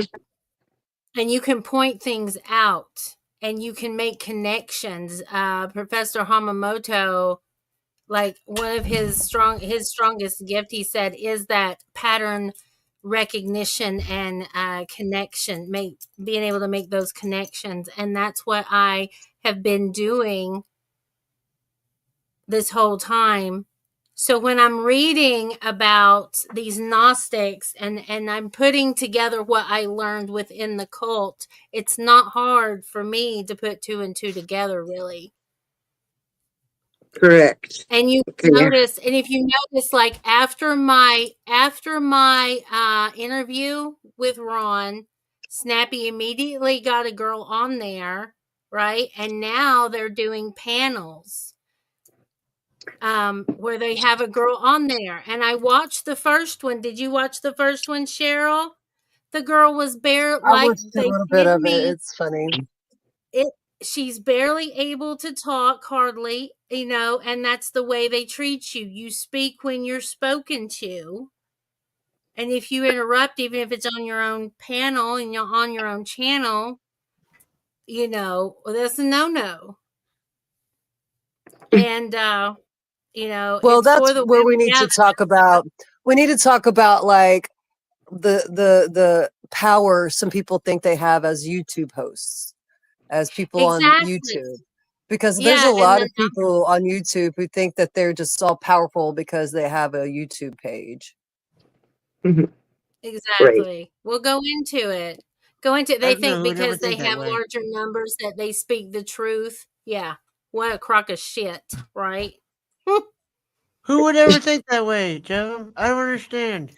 Who would ever think that they're better than other people just for hosting a show on the internet? Bread cake. Right. I remember seeing that. It came up on my news feed with Snappy when she had that talk with it, and she got all enlightened. Or he got all enlightened, and then they changed the name to Drawing Down the Dragons or something. Well, this book is from 1900s, and it's a classic, from French. But it says in here that the wise of this world reject the dogma of human depravity as taught in the Bible. They willingly accept it. Nay, they accept it complacently, hugging themselves for their own penetration as taught in the maxim of La Rochefoucauld something. And this was written, and this is taken from excerpts from 1687. And we talked about on the last round table about the ironically origin in 533 was suppressed for his teachings on the natural way of things. So we have this intuitive knowledge on how to combat this. So I'm just saying, don't give up. Don't, what you've been through. We're here. We're together, and it's community. It is. Okay. I think I think the worst part of the hits that just kept coming was you never knew when or how, right? It could come through the form of an email or a random text. Like I keep all those texts, just random unknown numbers. Have you ate today? How are you sleeping? What the shit is that? What is that? Getting You know what I started these getting? I started getting signups of Facebook. emails with like AARP and therapy sessions. And these are the types of attacks I'm talking about. These untraceable unknowables, right? Oh, it's just a coincidence. Plausible deniability. How I did was they getting get so friend requests skilled? from men in dresses, like What? military men in dresses. Yeah, yeah. Uh, Like I said, last year when all this started happening, yeah, I was getting friend requests with military men in dresses. Mm-hmm. Yeah. Yeah. That's concerning. it is. Is that the Very. algorithms? Is that the algorithm? That's what I want to know. I Is don't that know. the I was like, algorithms? I'm not a turf, but damn. I think I saw a thing that they did with the army where it was like a public event where they made the soldiers wear high heels so they could know how hard it is to be a woman. I don't know. Yeah, Yeah, they need to Like just put block. those cramp There's video of simulators that. on. yeah, that was that. I don't think that they would do that. Like, I think we have a keen sense if you just like, kind of like, right, like when you get that kind of stuff, just like delete out because it, you just gotta like have it like inside. You gotta have a knowing of like, okay, that's not it. That's not right. Because they lead you down that path. You know what I'm Well, saying? if things are going to be normalized, Paula, this is the new normal, baby. Yeah, it's sick. I think they could try all they want, but I don't think it's ever going to be normal because you still have that part within you that knows right from wrong. Sorry about that. Well, Yeah. I don't know. Right? Like they're going to try. They're Well, going to try their damnedest. they don't think like that. Like, Snappy had told me, Satanists, these people don't think about death the same way we do. So it just depends on your concept of what is right and what is wrong. You get really deep in the muddy water there, I think that's a very simple But concept, though. if you're talking about the protection of innocence, that should be cut and dried, very simple. That's a very hard line for me. I draw it, and I'm not somebody, no. And but when you know that you have this nagging feeling that you've tried to let go and try to walk away from and let it go on with your life, it keeps nagging at you, keeping you up at night, and then situations just keep pulling you back into it. There's something there. Call it God, call it whatever, that is it kind of in control more so than I am at this point. Does that make sense, you all? Does it? I hope. Yeah, I kind of get it. They call it kismet. What? Kismet. That's a good thing, though. Or like Stephen positive. Stephen King called it ka. You're. Oh, that's an Egyptian word. That's Egyptian. Oh yeah, he's annoying. So I'm sure he stole it from somebody. but the idea of that there's a path to the universe, and that when you're walking in that path, you can kind of feel it. You can feel the grooves. Yeah, it's called probably being heart-centered, or walking in Christ consciousness. Hey Jack, I'm gonna drop the link. If you want to come up and ask me questions, now's the time to do it, as we have a panel. There's no name calling, however. No name calling allowed. Just because we love Kyle so much. Yeah, be nice to him. He's Brazilian. Me? Yeah. I'm such a good boy. I disagree with everything y'all said, and I didn't even say anything.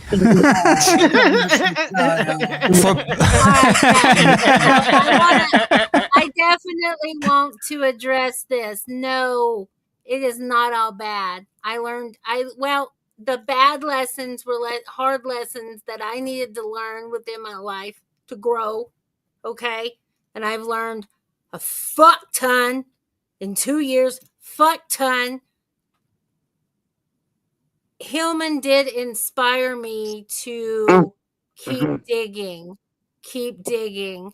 Where did women lose so much of the dignity and respect that they once carried, right? Like, where did it all go crazy wrong? When you mean they once carried, when did you? Wait. I'm just trying to get a point of reference. Thousands of years When ago. did the sacred union of the two, right? The masculine and feminine Yes. that is forever misbalanced. Where did we lose that? Inspired me to go digging to figure out that mystery for myself. Okay. Yes, that's And important. so it's been a lot of good things. It's got a lot of people talking. It's got a lot of people inspired. It's got a lot of people searching, right? Is it a necessary evil? I mean, I don't know. I think there's some extremes that went way overboard and that continue to go overboard that could probably stop. You need to learn Spanish. You're too inebriated. Okay, you can't stream. Okay, okay. All right, well, party on, dude. Party on, guys. Yeah. I mean, shoot. I like He also would like to know. Yeah, that's really good that he did. There's some good points Hillman has done, you know. And like I just barely read the original sin. It's kind of like, how did he go from that to go into what's happened now and losing this sight, like you said, Jevim, what happened to the sacred union? What happened to it? And I think that's where we all need to really focus on. Yes. And like well, you and said, he says it's the women that did this right, and it was in their temple practices and all this stuff, you know, with the prepubescent girls at the time, and with, you know, this is like the sacrifice that they did. And then I learned that the oracles if they give you an extra 20, they die very young, right? Because they were given compounds and they were put through probably very rigorous situations where they were used up and they died young. Yeah. So let's see, what does she say? Yes. Well, he lost his channel due to the cancel culture and because of the new normal of the way things are. You will probably never be able to speak. I mean, what movie was it where if you said a bad word, there was like a cop or like a pole there that like spit out Demolition a ticket? Man. Yeah, there's things on the walls that print out tickets. Demolition Man with Sylvester Stallone and Sandra Bullock, 1995 classic. Oh my goodness. You're going to have to go back almost 2 hours to find out. It's a panel talk. And we've covered a lot of ground. You said Demolition Man? It wasn't RoboCop? Okay. No, RoboCop was a different dystopia altogether. I'd buy that for $1. That was so annoying. It started late 2000s when they made the political correctness a speech. And so it was good to stop calling people names. We don't do that, but they took it to the extreme where to stop our speech. And then in 2017, it came out, this cancel culture came out of the academia. And then by 2019, we had the cancel culture. And then into 2020, it started with these people saying, "I'm offended that you said anything like that." You know, we've seen this all happen. Mm-hmm. But I think we're kind of keenly aware of how this has happened, because you, especially Jevim, because of your experience with these people. And I think that it's part of, like you say, within, and dude said the car, or the Brazilian gentleman, the car. It is that, Kyle, and I think it's important that we remember that we do have that. Mm-hmm. You know, I think it's really important to get past the pain and the trauma and all that. I think it's really important to realize that we are powerful, and that's our, you know, that's our mission. We want good people want to help other people, right? People have a good soul, want to help others, and that's how the bad ones take advantage of us. Mm-hmm. Those that have a good spirit. Well, so at that point, you got to remember to have your good spirit and soul and want to help one another, to find to find the unity. And you got to let go of the pain, let go of the, you know, and then realize, it's like my daughter said, the best thing you can do, and if you're feeling down or anything, is when in the morning or anytime, get up, wake up, get up, and remember who the fuck you are. Yep, that is exactly what my mother would say to me, or my father would say to me. And that's why my stories never changed, and my goalpost has never moved whatsoever. Whatsoever. So when the effort for me to be quiet and for no one to hear me and to constantly run my name into the dirt, I knew that there was something really, really bigger than I knew about going on. Because why would it matter what I said? If I'm just a little peon and I never went to college, but I've had my nose in occult books since 1999. I studied under Golden Dawn for 7 years. I've studied under Masons. I have the equivalent of a PhD in occult studies. Since 1999, I've earned that. That's my right. I know the occult enough to see what's going on. And to find out that it led where it led was very, very disappointing, heartbreaking, and just felt like spiritual rape to me. And I struggled. I still struggle, as other people struggle, because women are still coming to me to deal with what they see going on. I had one woman contact me in fear for her life. I got on a call with her, Allie and Ariel did, and she told us everything that she went through as they were grooming her. I had one contact me and say, I have contacted the FBI. I really hope you do too. So, you know, everything keeps coming, right? It won't die. And it won't die for a reason. And I am not the reason, okay?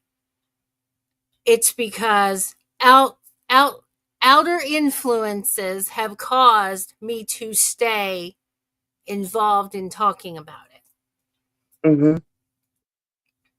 You know, and Doc is going, I mean, his whole intro. You want to play your intro, Doc? Let's play your intro. It's beautiful. Let's play the song. Gotta play the song. Gotta play the song. You made it too. I'm not going to monetize this anyway. Damn it. I'll grab it. I'll grab the link real quick. The purple man. Yeah, hold on. Let me grab the link real quick. Y'all It's are on gonna my love new it. channel, secondary channel. On this new also channel, yeah. called Dr. Till Ministry, dude, because I'm very original. I have lots of ideas about names for channels. Here, I'm gonna put it in the private chat for you. Okay. There you goes. So is it called Dr. Till Ministry, dude? Because I went and looked up and I could still see old ones that were there. Yeah, it happened a few weeks ago. We do 5 shows a week, so there's already a lot of shows, even though it was only a week ago. And this happened a couple of years back, and so we've had to migrate over to this channel before.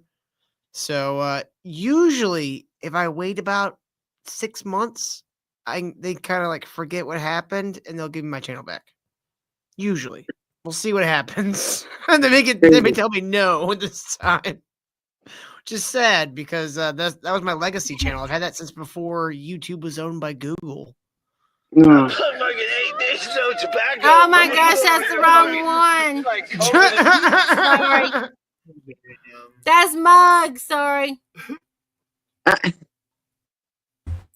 I'll have to open it again. Y'all have patience with me. It's late. Okay, I'm just going to go. All right, let's go. I've turned up. What's wrong with the sound? Oh, jeez. Hold on, y'all. I'll get my shit together today at some point before, the sun comes up. Process of well, you know how long I can it's show you taking me. text is a process Okay. of sexual I'm muting you. activity, engaging the flanks. Have you ever engaged a woman in the flank? Put that energy into the flank. Boom! Bring it from both sides. Boom! Just shoot it right in. You know what I mean? And it's the sex cult. Yeah. No, And, you made that clear last time. Now remember, people, how is this person getting this stuff? How is Ammon getting this stuff? It's just text out there in Greek. And you can look at these, people. Oh, baby. Engage your flanks. Jesus was the purple man, living in a purple land, snake bite to the hand, and a dope from a boy's gland. It's Jesus, the purple man. Let me levitate into your dreams. I will make love so cosmically. Take off my flesh, you don't need the rest. I'm a man who's the best, so take your guess. Is it me? Jesus was the purple man, living in a desert, purple land. Snake bite to the head, and a dope from a boy's gland. It's Jesus, the purple man. Next slide, Chewy. I just sweep all the leftover Greek that they're too afraid to sneak a peek. No, I ain't monetized, so look into my eyes. The truth never dies, the Medea is the real Christ. I got fired for all my lies and sexual assault. It's not my fault. Jesus was the purple man, living in a purple land. Snake bite to the hand, and a dope from a boy's gland. It's Jesus, the purple man. No, goddammit, no. Do you understand? All these sexy guardians are engaging my flanks. The standard translations are just a mistake. God is in hedonism and perversion, not the saints. Scholars in the back alley taking the bait. Pants around their ankles, I'm the one no one can debate. Jesus was the purple man, snake bite to the hand, died because he missed the gland. It's Jesus, the purple man, living in a purple land. This blind's waiting on hand, and a dope from a boy's gland. It's Jesus, the purple man. Wait, no, stop, I didn't attack those girls, baby. No, I didn't become a janitor to be closer to impressionable young women. I'm a classicist. Yeah, the assault was all made up because they don't want you to know the truth about the 30,000 Christ Jews. Jesus was the purple man, living in a purple land. Snake bite to the hand, and a dope from a boy's gland. It's Jesus, the purple man, living in a purple land. Snake bite to the hand, and a dope from a boy's gland. Jesus was the purple man. living in a purple land. Snake bite to the hand, antidote from a boy's clan. It's Jesus, the purple man. It's Jesus, the purple man. It's Jesus, the purple man.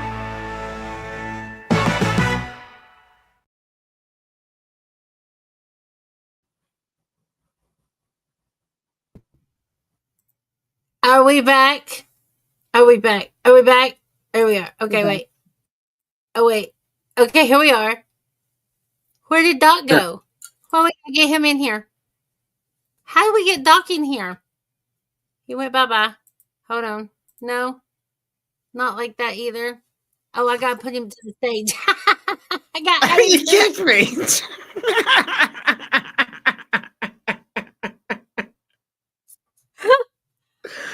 Oh my goodness. That was my favorite song. Those guys know a lot about Ammon. That funk group, they really did a good job. Who did that? Who did that video? I wrote that and had an AI perform it, and then I made the video. It's good. It is good. You did a really good job. Mm-hmm. Very, very happy with the way it turned out. And then It was like we were talking about earlier, where you're in that flow state where it's just like, I don't know where these words are coming from, but it all seems to fit perfectly. Like it took no effort to write that song. It was. Mm-hmm. You're Well, embracing he's a joke that. Yeah, Ammon is a joke that writes itself down. We have a game. I think Jevim have seen it. We have a game on the show which is, how do you call it? Ammon Roulette. Yeah, it's bingo. Ammon Roulette. Well, we have Ammon Bingo. There's the bingo, but yeah, Ammon Roulette, which is we go to any of his streams and we click at any point in his stream, and he's gonna be saying some wild, fun stuff. He never fails. He always doing something wild. Exactly. We have yet to combine the two and play Ammon Bingo Roulette. Yep. We're trying to play the bingo. You got to offer prizes, like real prizes. Oh, I should. Yep. If only the show made more money. Well, you guys listen, you should have been around back in the day before Hillman said it's okay, basically, that, haters are a mark of his success and growth. Mm-hmm. But before he said that, you would have dealt with probably a lot more piranha energy than what you have so far. But you know what, Jevim? Ammon, bigger man than Snappy. Because I haven't seen Ammon do anything to us. Right, that's why. I don't know. Maybe he's behind the scenes, but we made fun of Snappy. It's all it took to. We've been making fun of Ammon for months. Made a song, made streams. Yeah. Kyle, but Snappy. Point where if Ammon was behind the mass flagging, do you think there's a point where he was in his kitchen going, "Get him, just he was thanking you in his kitchen. It's a bad channel. It's a bad channel." He was I think Snappy didn't. Yeah. The whip and the get the troops together. We're gonna mass flag a channel. Yeah. It's like, well, how do you know I'm an Ammonite? You're gonna put that on me. I'm like, you guys parrot each other. You say the exact same things. It's an echo chamber. It's a straight echo chamber. It's a complete echo chamber. Like saying somebody. It was so funny. They would trickle in right into my channel. Like say they had just found Ammon and then, they found out me and oh God, what did I do? And all this stuff. They'd come and parrot and I'm like, oh, this is a new one. Or they just made, a sleeper account to continue, with the harassing.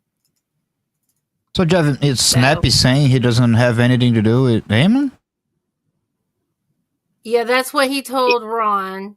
And then we have proof that we did this live on the show when we watched the clip of him saying that. We literally opened Ammon, who was live also at the time, opened his chat and saw Snappy in the chat still talking with his little wrench. I'm like, oh yeah, you're really separating yourself here. No, there's a whole live stream where they're all in white long wigs, blonde wigs that says otherwise. Well, that's where they're being old, right? tested to. That's a couple years old. Yeah. That's a couple of years old. Snappy Yeah, but told unless he Ron gives a that- good reason, like why he fallen out with Ammon, that still stands. Right. What drag has he done for us recently, Kyle?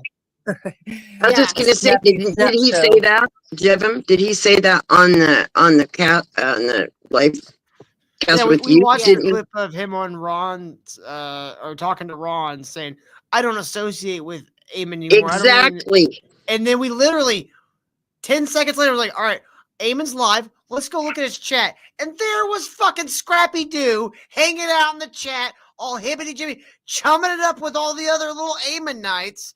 And we called him out on his bullshit. I think that's the real reason why he stirred up a mass flag and campaigned against us, because we called him out for being 100% full of shit. Mm-hmm. It'd be nice if you could get that on film. Well, I do have that episode saved. Well, we have- Luckily, I am not a yeah. one platform guy. I stream to multiple platforms. Well, if because- you want, just cut that out, and just cut that out. And who dropped out? Did somebody just drop in and drop out? Oh, there she There's is. two Earth alchemies. What? She got two. One Oh, must be yeah. a CIA spy. Yeah. Magic works. Sorry about that. I was trying to Holy take a picture of this picture that was drawn of Hillman spanking someone. Sorry. Why would you want that in your life? Well, And, like, I have by the a way, friend can- here beside can- me who drew it as we were talking. So. Can I like just you point say- out, like the creepiest thing I've seen with Ammon is his car streams with Chewie on the. Oh, his the library passenger internet seat. streams. That's great. I don't know if Jevin was the one who sent you that little clip where like the Yeah. camera falls and she's Yeah. like all huddled up in the corner. I'm like, what is this? That's Hey, kind of Marcel, you horrifying. want to join? Hi, Marcel.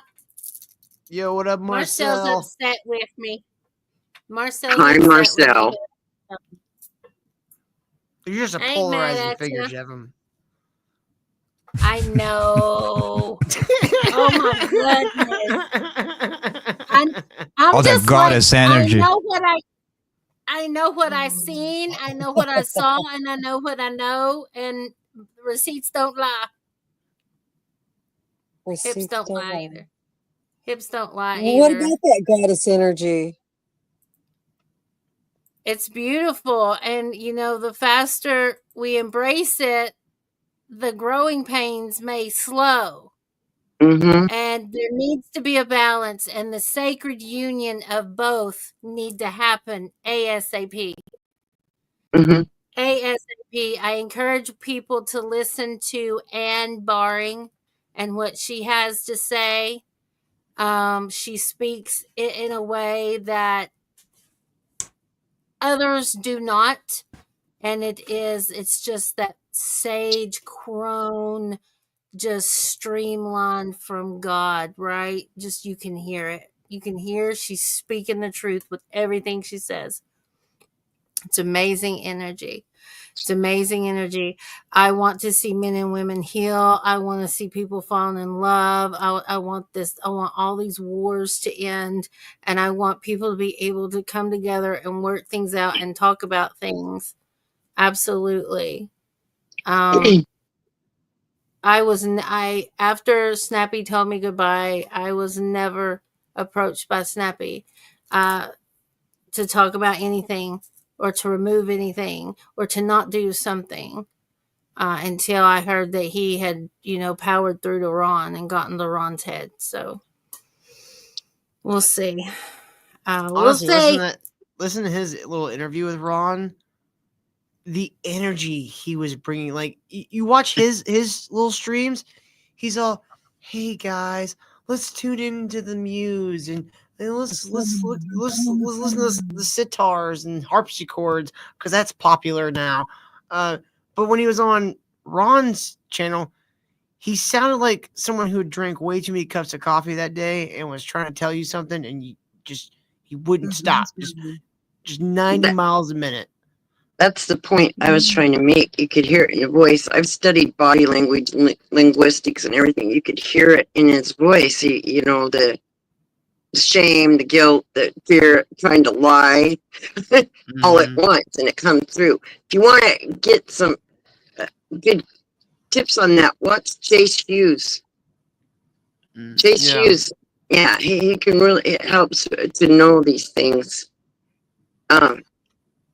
But yeah, you're right. That was definite covering the sound of the voice, because it's undeniable once you know that, once you have the eyes to see and the ears to hear.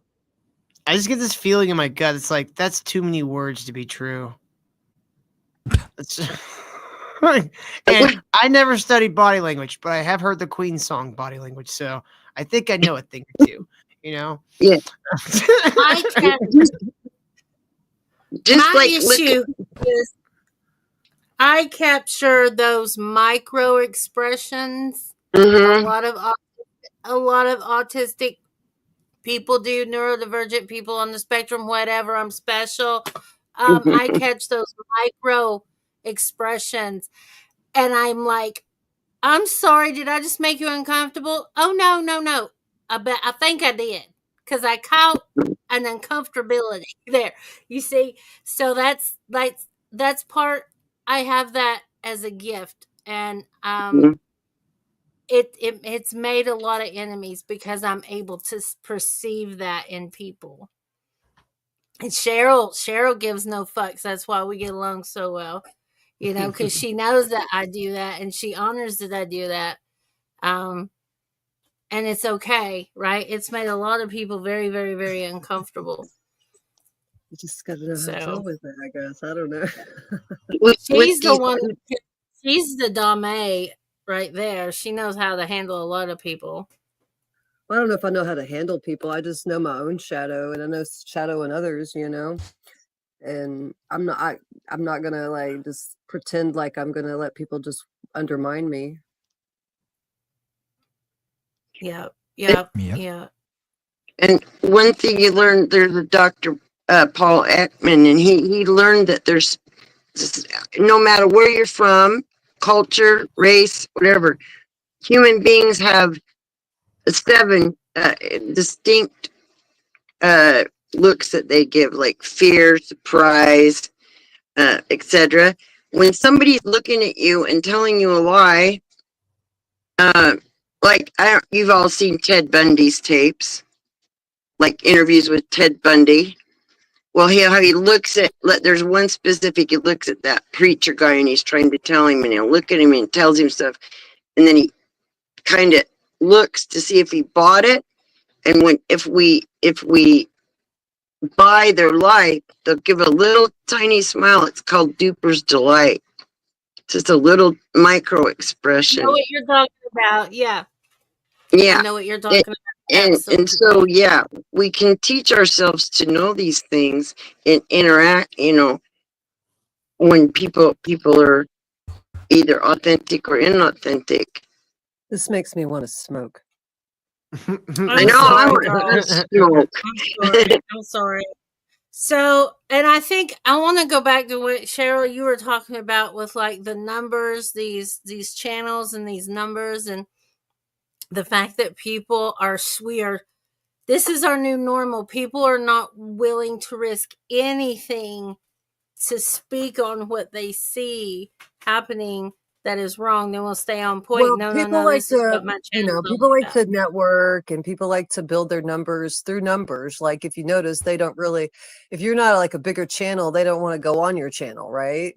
I mean, there's some people who will go on smaller channels, but if you're not already built, it's hard to get like someone that can help you build, you know. And this is where like with Hillman and Snappy's channel. They're all connected with Gnostic Informant, with Danny Jones, and they're networking with one another. Whether they believe in the same thing or not, that's a different factor. It's all networking. And what did you think about Derek coming out about the atheist cult? That just is a showed cult. you the swarm. I didn't know if it had anything to do with it or not, but it's the same thing. It's like someone said something in one of their podcasts and they bowed down to them and they still swarmed his channel. See, that's where if you been paying attention about the culture wars that we've gone through the past 5 years, if you bow down to the cancel culture, that's where you get it the worst, because that's what they want you to do. Exactly. You become their bitch. Well, they tried to recruit me. Several of them tried to recruit me. And then after they seen that they were not going to recruit me because I'm very gun shy now, they had hacked my channel and actually got one video removed. And then I was like, oh, and then when then this was like last year. So when Derek come out with that, and showed Chrissy just bragging about ending people's careers. That's bad. It reminded me so much of what I had went through in the cult. So much, because I did not know what Kiwi Farms was before I got in the cult. I didn't know what 4chan or Chan was before I got in the cult. I had lived a very sheltered life. Even I raised a kid single-handedly and had my nose in occult books. That's what I did. I didn't know that there was a war between the sexes. I was very naive. I personally think that's why you're so full force with it, because this is none of the stuff that, as far as in the battle between the sexes, it's not new. And since you say that you just kind of awakened to that this past year, and that it's really just not new. It's something that's really new to you. So everyone has a different perspective of it, and I think that's where a lot of people can get caught up in the Lady Babylon channel, because it's supposed to be pushing the feminine. It's not just about Christianity. It's supposed to be worshiping the goddess, but in a different form where, they put a penis on her. So. Right. Exactly. I did not see the forest for the trees for a very long time. Yeah. It's not even just the feminine, it's the Luciferian identity, which is both at the same time. It's a new thing, and that's actually a very important point. It's how they smuggle that into the culture. So I think you all heard about Q and the LGBTQ, the queer, right? And we all, back in the day, because all they do is change language. That's what they think is the little magic tricks are. It's all in language. Back in the day, queer, and most people who are like unprepared nowadays, they still think it's like, oh, queer, it's, you're halfway there. You kind of gay or lesbian. You kind of, you're queer. No. If you look at the definition of queer in Google or whatever, hey, what up, Marcel? Yo. Even if you look at the definition of queer in mainstream sources nowadays, queer is outside of the binary. It's not male, it's not female, it's not going from one to another. It's the completely new thing. It's the transhuman new thing. Well, that's the transhuman part. You're putting that together because it is part of the transhuman agenda. Once they can figure out where there's not masculine or feminine, then the next step is transhuman. Right. That's why the LGBT community was very upset that the trans community adapted to their organization, because they're trans. That whole thing that got pushed from 2020 on, that's not part of who they are. Kind of like when the Black Lives Matter movement took over and sabotaged Black Lives Matter. It's That all was like one. you said, Cheryl. Yeah, but that was one step. Yeah, that was one step in the process, because trans, it's still part of the binary. You're transitioning from one side to the other. You're a trans in the binary. The queer, and I invite you all to look at the definition of queer on Google. The queer is what's outside the binary. That's why all the people who identify as dogs or dragons or furries or non-sexual, all those people are categorized as queer, because in essence, as I was saying, Lucifer, for example, Lucifer with the breasts and the penis and the animal and the human, But that's not Lucifer. he's That's the Baphomet. image of queer. It's completely Yeah, that's outside the binary. That's Baphomet. That's That's not Baphomet. Luciferian. Baphomet. Baphomet Well, was viewed many Baphomet, whatever, they change the symbols all the time, but yeah, But you're on the right track as far as in with the Greek or Roman teaching of Dionysus. It's still kind of the same way, where it is binary in the physical form. yeah, and they want to transcend that, a new thing. That's the next thing. It's not even the trans, it's just confusion between the binary, transitioning from here to there. That's an agenda like a lot of these cults are pushing. I mean, like behind these movements of the trans and the Black Lives Matter, there are cults behind that are pushing that, whether it be the Rosicrucians or the Scion or, the female Illuminati. There are different cults to push an agenda because they want to sway the population one way or another. Right. And like Kyle said, this trans gender movement, the next step would be transhumanism. Yes, it is. Oh, it's not Well, so it goes back queer. to ancient Gnostic texts that believe that we were basically at intersex before the fall. Right. That's where the New Age movement, where the twin flame comes into play. Oh yeah. Huh. Well, speaking of that, there's a whole part of the spiritual community. I don't know if you guys are aware of this, but I'm going to try to do something on it, where a very famous leader has now gone to taking a second wife. First there's polyamory. Oh yeah, I know which one you're talking about. That's Marcus. You know who I'm talking Aubrey about? Marcus. Yes. Yeah, Aubrey And I'm Marcus. just He's like a really huge podcast. He's a really huge podcast. He's a New Age spiritual teacher, and he's married. And they announced that they're making radical monogamy by being polyamorous. Yeah, and even the name. ISIS told him that he needed to get both of them pregnant. Yeah, he got a message in the temple in the pyramid, and that he needed to get both of them pregnant. And I thought, this is a perfect example of how far you can go off the rails to detract, to hurt the female. What he's doing is horrible to the female, the male female union. And I don't know how big his community is, big and huge, but people are fighting back, and that's what's important.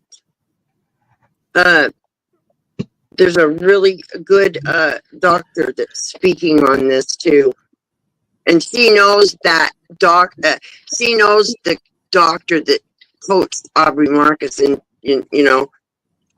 doing this. So she's got the receipts. And it is really sad. Oh, you're talking about Aubrey Marcus? Yes. Okay, so he's into the Dark Enlightenment stuff, which is the Gnostic hijacking of the... So they have the Gnostic hijacking of the left wing. The Dark Enlightenment is the Gnostic hijacking of the right wing. Oh, I didn't even know it was right wing.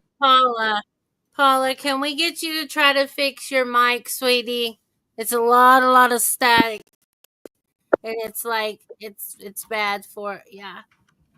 Sorry about that. Yeah, so I think, let's see. I'm going to go to the private. Marcel, Is it your mic? How you spoke up? I muted mine, but if we can see if it's mine or not. I can mute it again. We'll find out. I think it's Paula's.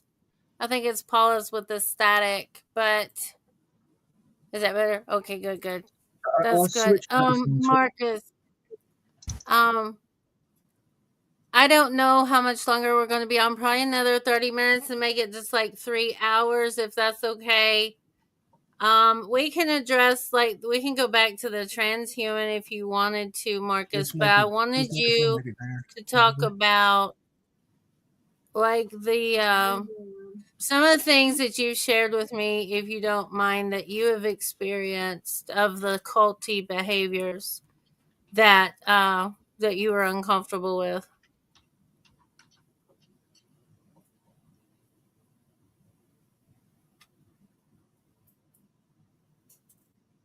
Did he freeze? Oh, there he is. Okay. There you are. Okay. Yeah. Oh, did you ask me a question? Yes, I was talking to you. Oh, Yes. sorry. Right. Yeah. What did you experience when you went into myth and lore?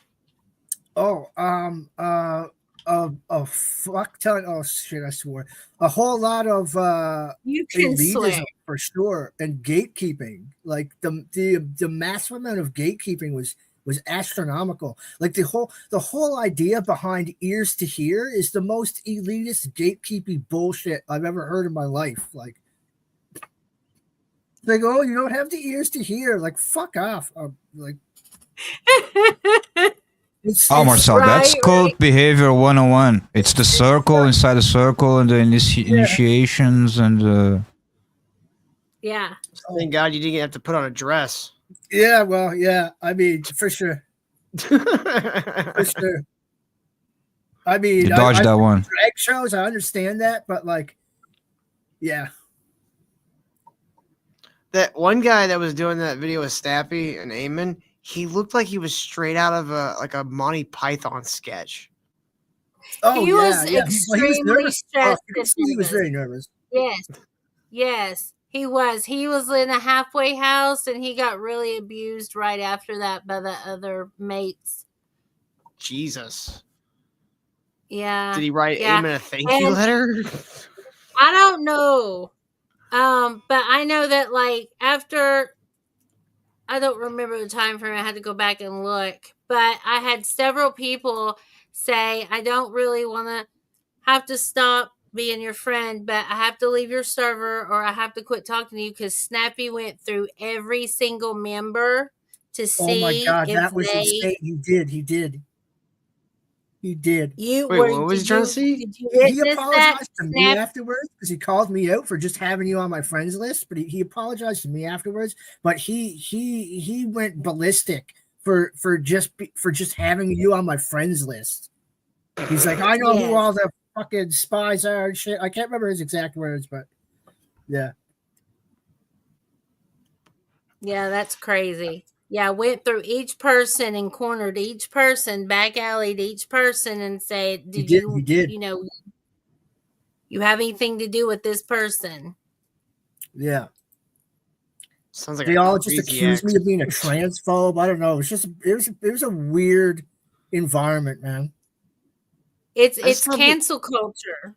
I just stop caring when people accuse me of something. I just start saying so. Yeah. What do you got next? It did emotionally affect me. I was distraught for a while. I couldn't understand why they dogpiled me as a transphobe. I mean, I get it now, but I was physically and mentally abused for 15 straight years by all of my peers and all of my friends. So it's very hard for me to accept bullying at all, especially from people I don't know. Right, exactly. Bully. Well, Marcel, you should have accepted the goddess penises. yeah. That is a major part of the online cancel culture now. They want to label me and Cheryl as TERF and anti-trans to Marcel, and just no credit, just worthless, because they're breeding elitism through being condescending. Through what if you just watch Hillman? Where's the source? We need the source. Just ripples down. Yeah, it just ripples down. It ripples down. And I just wish that people that see that they have this power within them and they have this strong following, why are you not using your platform for the betterment of all of humanity? Well, and to help everyone. Ego is addictive, right? Like having your ego stroked is a very, very addictive thing. Like I understand how people get entranced by it. It makes you feel good, you know. It's like looking. It's like when you post a picture and you check every 5 minutes to see how many likes you've got on it. Like the whole aspect of social media has gotten people addicted to the quickest dopamine fix that you can find now. Mm-hmm. Absolutely. And it's the addiction. I'm not criticizing the addictions. No, not at all. I'm a horrible addict, but people that get angry and rage and want war, because I know that that's what they're going for. I have heard Hillman say, I am the Antichrist. I'm here to set myself aflame. Like I've heard that. He calls it bringing on the apocalypse. Yeah, I heard the anger and the passion, right? And all this passion. What I fear the direction is going towards is that now in the minds of, who knows, right? In the minds of who knows, could people that are innocent get harmed just by guilty through association? Just through people being so angry at the church, right? Or so angry at women, right? Or, that's my fear. I'm begging everyone listening to me right now to proceed with caution and kindness and care and love. Okay. Everybody is going through it. And so much is just like right at the precipice. And I know you can feel it in the air when you breathe. I know you can feel the tension, like the next shoe's about to drop, especially with this whole Elon Trump thing. What the fuck?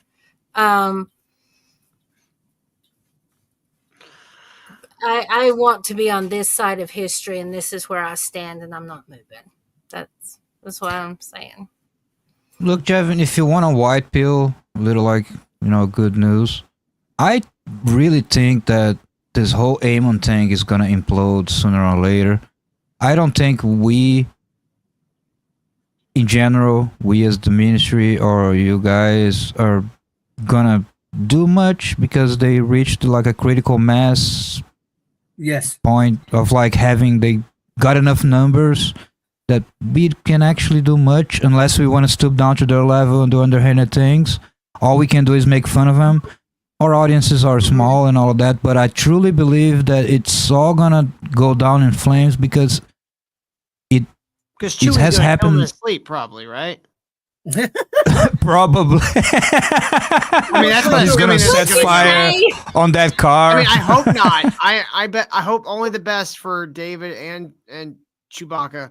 But this is probably gonna that go whip is gonna crack one last time. She's gonna go Mary Hartman on his ass or whatever. Well, I mean, she's gonna want to do her own life, right? Don't you think? I mean, if she's a young woman, then she's gonna want to have her own life, and if she runs a StreamYard, he's gonna have to get something else going on. Yeah. Well, he can't figure out how to do it with his Chromebooks. He thinks that his internet's the problem. Like that was one of the one things that we got to him with. Was we were making fun of his poverty internet because he freezes every 3 frames, right? Yeah. And that's the one thing we got through to him on. And he started going to a library, it seems, and using their internet. But it still freezes, which means it's not his laptop or not his internet. It's his laptop. Yeah, he's using obviously Chromebooks. Yeah, it is. Right, It is. because I It's do one of everything the on my mini ones. It's a phone. mini I make Chromebook. podcasts and everything I've on my seen it. phone, so I don't know editing programs, StreamYard, all of it on my phone. So I don't know why he has such a hard time. I think you're just jealous. Technologically, how do I say this kindly? Remedial. Impaired. Till I think you're just jealous of his library/kitchen. This is library slash kitchen. Yeah. I do love the hybrid nature. I find Ammon's content entertaining, but like I do see, like nothing is like things are tools, and it's how they're used. You can't blame it on the tool, right? It's how people use it, right? Guns don't kill people; people kill people with guns. Charles Mason was entertaining.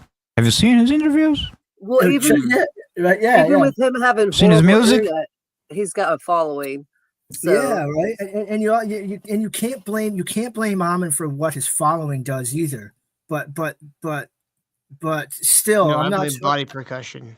Yeah, exactly. That's what I would blame. I would blame the people trying to make it a private situation, a private club, and there are certain people who I won't name names, definitely trying to make it seem exclusive and private, for sure. Yeah. I think for Ammon specifically, the main thing that worries me about him is we've seen clips from streams where it appears that he's not wearing pants. Yeah. I saw that. There was ones where it seemed like there were other people in the room, and I've done my fair share of drugs, and I know what it sounds like when you're having a little drug party. And like I never got into meth. I was more of like a cocaine guy. Yeah. But there was something familiar about the way those people were talking and interacting with him while he was on stream. It's like, that's the stuff that really concerns me, that like his daughter's like around that. And like his daughter's around the weird ideas he has. Like, if he wants to have those ideas, fine, whatever. Would I rather him not? Sure. Dude, the fact that she has to generate those AI pictures and look at those AI pictures and run his stream and listen to his ideas while he's doing the stream. And she's what? 17? No. 16? 15. I think she's 15. What? Well, no matter what age she is. No. She'll be 18 this year. Oh. Yeah, that's what I heard. She was like 17, 18, but she started probably 15, 16. Like, he's been doing it. Been with him. If you go back on his videos, you can tell when she started. It was just like a landscape and some music and stuff. And then it was like after like a year or so, it was her doing the AI stuff. But the AI stuff is part of that chaos magic, right? Yeah. And the brainwashing, I would love to be a fly on the wall when he convinced her to be a StreamYard producer. Joey, you need to help me with my online streams, Joey. Yeah. Joey, you know how to do the internet magic, Joey. Come on, Joey. Joey, I need you, Joey. And like the people in the world who do the greatest atrocities of evil don't think they're doing evil. No, never. Right? Like the greatest evil is always done under the guise of the greatest good. And like, you know, you can't like, I don't know. It's hard to chastise people when they're doing what they feel in their heart of hearts is right. Well, yeah, I mean, well, it's hard to chastise their intent, but their actions you can still. Yeah. That's what I mean. That's what I mean. It's how do you wake somebody up from their to the actual action of their intent, or you get what I mean. Yeah. It's honestly the only weapon you have against something that is just to make fun of them and go, "You're silly." Right. I want to tell you all, like, what he was doing. The streams were food, really. Like, they know how to use the energy energetically. These live streams do confer energy. energetically. Absolutely. So where was I going with this? It just friggin' left me. It's just great. Well, he uses that Sorry. energy too to build his ego and Yes. his Yeah. thought of he's going to bring on the apocalypse and the fury and the madness and The energy. Yeah, he switched up, it's amazing when you get wrapped up in it, and it's easy to get wrapped up in it, and you get tailspun with it too. You can get tailspun with it. Well, I was in there in the chat room, and I was like listening to him, and I was like, "Why is this fun? Like, what's going on here? There's something weird. Like, this is disgusting, but it seemed like like he said, entertaining and fun. But that was, after I really started listening, or before I started listening. Sorry." Yeah. I don't know, Paula, if your mic started. No, it started before that, Paula. It did. But you guys said that there was a guy that worked with him that was into hypnosis, and that was teaching him hypnosis. Rob, yes. Well, in some respects, like being a really good public speaker is kind of, maybe like a very light form of hypnotism. You're getting people on one wavelength, Yeah, Mhm. of course it is. Yeah, but here's the thing about the hypnotist was I went to everybody trying to get people the worst thing with the communication breakdown of any issue in that group was nobody wanted to talk about anything or address anything whatsoever. And I was seen as a troublemaker because I'm the one that said, I noticed this. Can we talk about? No, nobody wanted to talk about anything. Right. And I'm like, I want to have, if I'm in a working group where you're doing magic and you're talking about all these very intimate things and you're even exchanging and people have your address and like all this stuff. If something comes up, I'd like to be able to talk about it. And I've emailed Hillman twice. And there was no talking with anybody. And there was so many different other servers and sub-servers and backup servers and initiatory servers. And I went to Rob, the hypnotist, to try to talk to him because he seemed like the most level-headed at that time. And Snappy was very vocal about the feelings towards Rob. And I'm like, Rob, can you help me? He couldn't help me. And he apologized once he was in my server not long ago. And then he went and totally bashed me under the interviews we did on Shaun's channel. What just happened? I think that was it's a hypnosis. And that Yeah. Rob, yes. Well, in some respects, like being a really oh good my gosh, you're echoing. This is the weirdest Paula. delay. Paula. on one No. Paula. Poor Paula. Poor Paula. I feel bad for her. It's okay. I'm so sorry, Paula, but your connection, there's I think she had the stream on the background, and it was like, caller, turn your radio down. What we just said. Yeah. Like, turn the radio down. Paula, once you figure out your audio, post in private chat, and I'll pull you back up. Chewy is great. Wish she didn't have to sit through some or most of that. Well, if anybody is going to be doing it, like living it, seeing it, processing it, it's going to be somebody that it's been ingrained in. Repetition. Yeah. Well, I want to know why people think that putting prompts in an AI like graphic generator makes them great, because it's really just words they put in a prompt. Well, it takes a little skill to make it do exactly what you want, but not really. Well, Aren't we I all think just it, like prompts put in the generator of the universe, man? Yeah. what I keep thinking is like, for him to have convinced her to be part of it, it wasn't the prospect of money, because he doesn't make money, right? So, what I'm trying to say is, I wonder if he brainwashed. I wonder if he brainwashed her into believing what he believes. Well, he's been, because I don't think the same thing for the last 20 years. Like, if you go back and look at all of his interviews since 2008, he's been saying the exact same thing. His story hasn't changed. I'll give him that. He's stick to his guns. He's been saying the same thing for over a decade now, right? He believes it, right? He definitely believes it. That's why he can put on the show that he puts on in his kitchen. Right? Like, he thinks he's doing the humanity a service for sure, you know. And I'm not here to speak in absolutes. I don't know if he's right or wrong, but only Sith speak in absolutes. He certainly believes it. Yeah, I don't like thinking in absolutes. Absolutes are dangerous. Absolutely, for sure.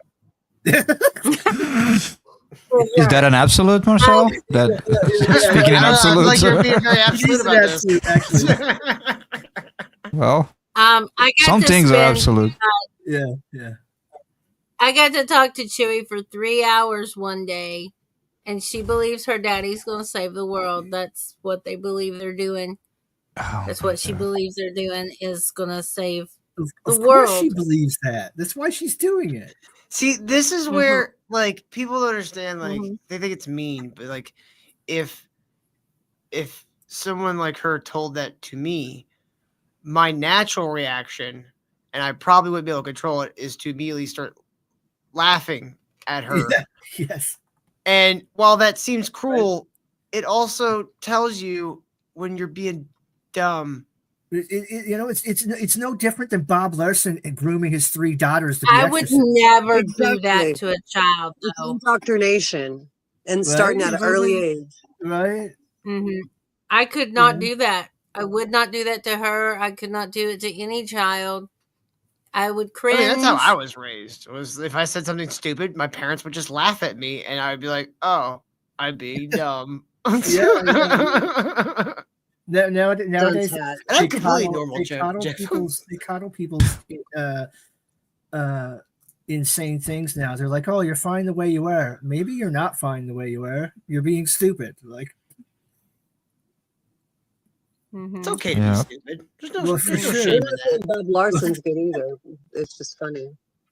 Yeah, I watched a cool video on his 3 daughters the other day. They brought on a random to try and train to be an exorcist, and they were like, "You have to believe in God to be an exorcist." And she went and did everything that his daughters did, and then admitted at the end that she doesn't even believe in God. They were just like, "Whoa!" Like, it was interesting. It was an interesting documentary about his 3 kids. There's always a fine line between crazy and genius. Of course. Some people like to dance across it both ways. They do, yeah. Kyle. Now, here, Marcel, one way I can tell you why there's a strong sense in why Ammon is wrong is that what he believes, he just adds a couple more steps to it, maybe the Greek stuff with the Bible and all that. But what he believes is essentially what we've been criticizing for a lot in this show, the whole transhuman, transgender, trans this and that, all this inversion of society, of morals, of dogmas, everything. Like, he believes in let's say, what the elite believes. It's basically that. He's just a poor. He's a poor Illuminati. He's the poorest Illuminati in the world. He's a bum ass Illuminati. Dollar Tree Rockefeller. Fair enough. Yeah.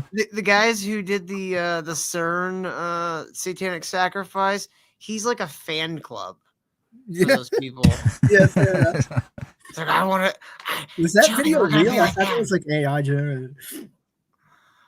I've made this theory before that I think he did his own songs. He does a lot of cover. He plays a lot of covers, tribute songs. But he did his own material to maybe try and be accepted into this greater code that he's being correctly observed, that this mystery codes that have been running on the background of society since since the Greeks, and he wants to join that. So he wrote his own material. Yeah. You know what I'm saying? Yeah. And I mean, every great lie has a grain of truth in it, and I think that's why, I think that's why people are drawn to Ammon at all, because there's a morsel of truth in there. It's just weeding it out is basically impossible. Yeah, and what's up with the whole "Hail Satan"? And I know what he means. I know it's not the simple trident wearing Satan. I know what he means by that. I made a video about him hailing Satan, and like you say, Kyle, it's pushing the same agenda. And I think he did a response video to me, but he never said me, of course. But I've made 2 videos to respond to him about this stuff, and I asked him for an interview, and he won't let me interview him. So I understand that what he sees by Satan is I don't know exactly. It's like the muse, the goddess, the whatever. It's like. And then it adds a layer of irony on Christians on top of that, like the whole provoking Christians, but at the same time referencing the real God, goddess, whatever. His Satan is Jason Giordani's Satan. Satire on Christianity. But sorry, HR. His Satan is Jason Giordani's Satan. If you know anything about Jason Giordani, he talks about the same thing. So, but he didn't start referencing that until after Jason Giordani came on the scene with it. Yeah, but Giordani also thinks there was nuclear wars on Mars, so I wouldn't take that. Right, there's a lot of stuff. He's just a philosopher. So, but just in short, what this person thinks Satan is, this Giordani. It's a old like goddess that's kind of been like used like that. It's a female deity. I see. So it's the real, like what they believe is the real God, knowledge or whatever. Yeah. In a way, it's just not good old Gnosticism, which is the God of the Bible is the bad guy who imprisoned humanity in their dirty bodies in this dirty earth, and the real God is being called Satan. Yada yada. Yes, and you're right. That's why he when in these ritual rites that he's talking about with the little girls, the dote and the antidote. That is Orphic Gnosticism. That's where we've been doing the War of the Roses. It's Orphic Gnosticism. It's like a different version of Christianity. Yes. So you're it's an inverted correct. Christianity. Yes. It's different. Exactly it's Christians versus the Gnostics, and they have their own mystery rites. It never went anywhere; it just went underground. Yeah, I mean, I can understand how the snake in the garden is truly the good guy, because it makes sense. I like Gnosticism, to be perfectly honest. I mean, there's different sects of Gnosticism, not just, but the mystery rites that he's teaching are the Orphic mystery rites. Yeah. That's where the pedophilia. Marcel, I would say. I don't know if you grew up Christian. I did. You grew up Christian? So you had, just like I had, and I left it when I was 12, I would say you also had terrible catechism. You had terrible Christianity growing up, just like most people. I like it. I respect all the things. I would just say that I can tell you that on the surface, yes, the snake looked like the good guy, but it's a misunderstanding of the whole context of things. Like, I'm not gonna get into it, but I'll just say that I used to think that way, but once you really layer up the understanding in context, then you understand what's happening there. It's not just a simple, God is just being an annoying dad that doesn't want the kids to. That's just simplistic. I used to think that, and if that was the truth, I would agree with you. I would say, yeah, the snake is probably the good guy. But that's fine. I'm just planting, maybe think about that. Like, to me, it's like the walled garden story in Buddhism. It's like Buddha's dad wanted to keep him in a walled garden to to protect them from all the dangers Well, of the Buddha, world. right? But it's still Gnosticism. Buddhism is still Gnosticism. Yeah, right. Like Because you know, Gnosticism took from all the it's ones like that Mithraism and it's like Zoroastrianism do and you Babylonian, right like right? do you make the walls of your garden so high that no snake can get in, or do you teach your children to contend with snakes? Contend with No, snakes, but they're beautiful. here's the point. Adam and Eve are not humans like we are. It's a It's an allegorical story about God's love for humanity and how the archetypal male and female were in the beginning. And then from then on, their sons are humanity. And then you get Cain and Abel, and you got the archetypal story of Cain doing these bad sacrifices, half-assing his shit. You know what I'm saying? And getting resentful with... That's humanity. That's when humanity starts. Adam and Eve, it's outside of that. It's not humans. It's not kids. It's hard for me to explain it to you now, but it's not... if it was that, I would agree with you. The snake is the good guy. I would agree with you. But it's not about that. I think It's because you gotta put it in contrast with the previous creation myths. All the previous creation myths of all cultures, humanity is just the poo-poo of the gods. We are an accident. We were just shit out on the planet. You know what I'm saying? We have no value. The body's not good. The body's not good. We have to transcend this. So it's just a position on that. So if you just look at it with a 20th century lens, you'll be like, oh, the snake is just being a fucking doo-doo. Instigator. I mean, God is being a knucklehead, and the snake is being the cool guy. It wasn't that simple. They wouldn't they wouldn't leave that on the Bible if the purpose of the Bible was to make you dumb and submissive. They wouldn't let that story there because it would just be obvious. Yeah, fair enough. No, yeah, fair enough. I think Something to think about. Kyle, I think you're both missing the actual lesson of the story. Now, who finds the snake? Eve, right? What does the snake represent? The knowledge of good and evil. So what does it tell you? It tells you never tell your woman anything, because if she knows anything, she'll ruin everything. There we go. That's it. That Do it is better than me. not at all. You're joking. You're joking. I'm just Joking. teasing. I'm just teasing. Yeah. You just want Marcel, to-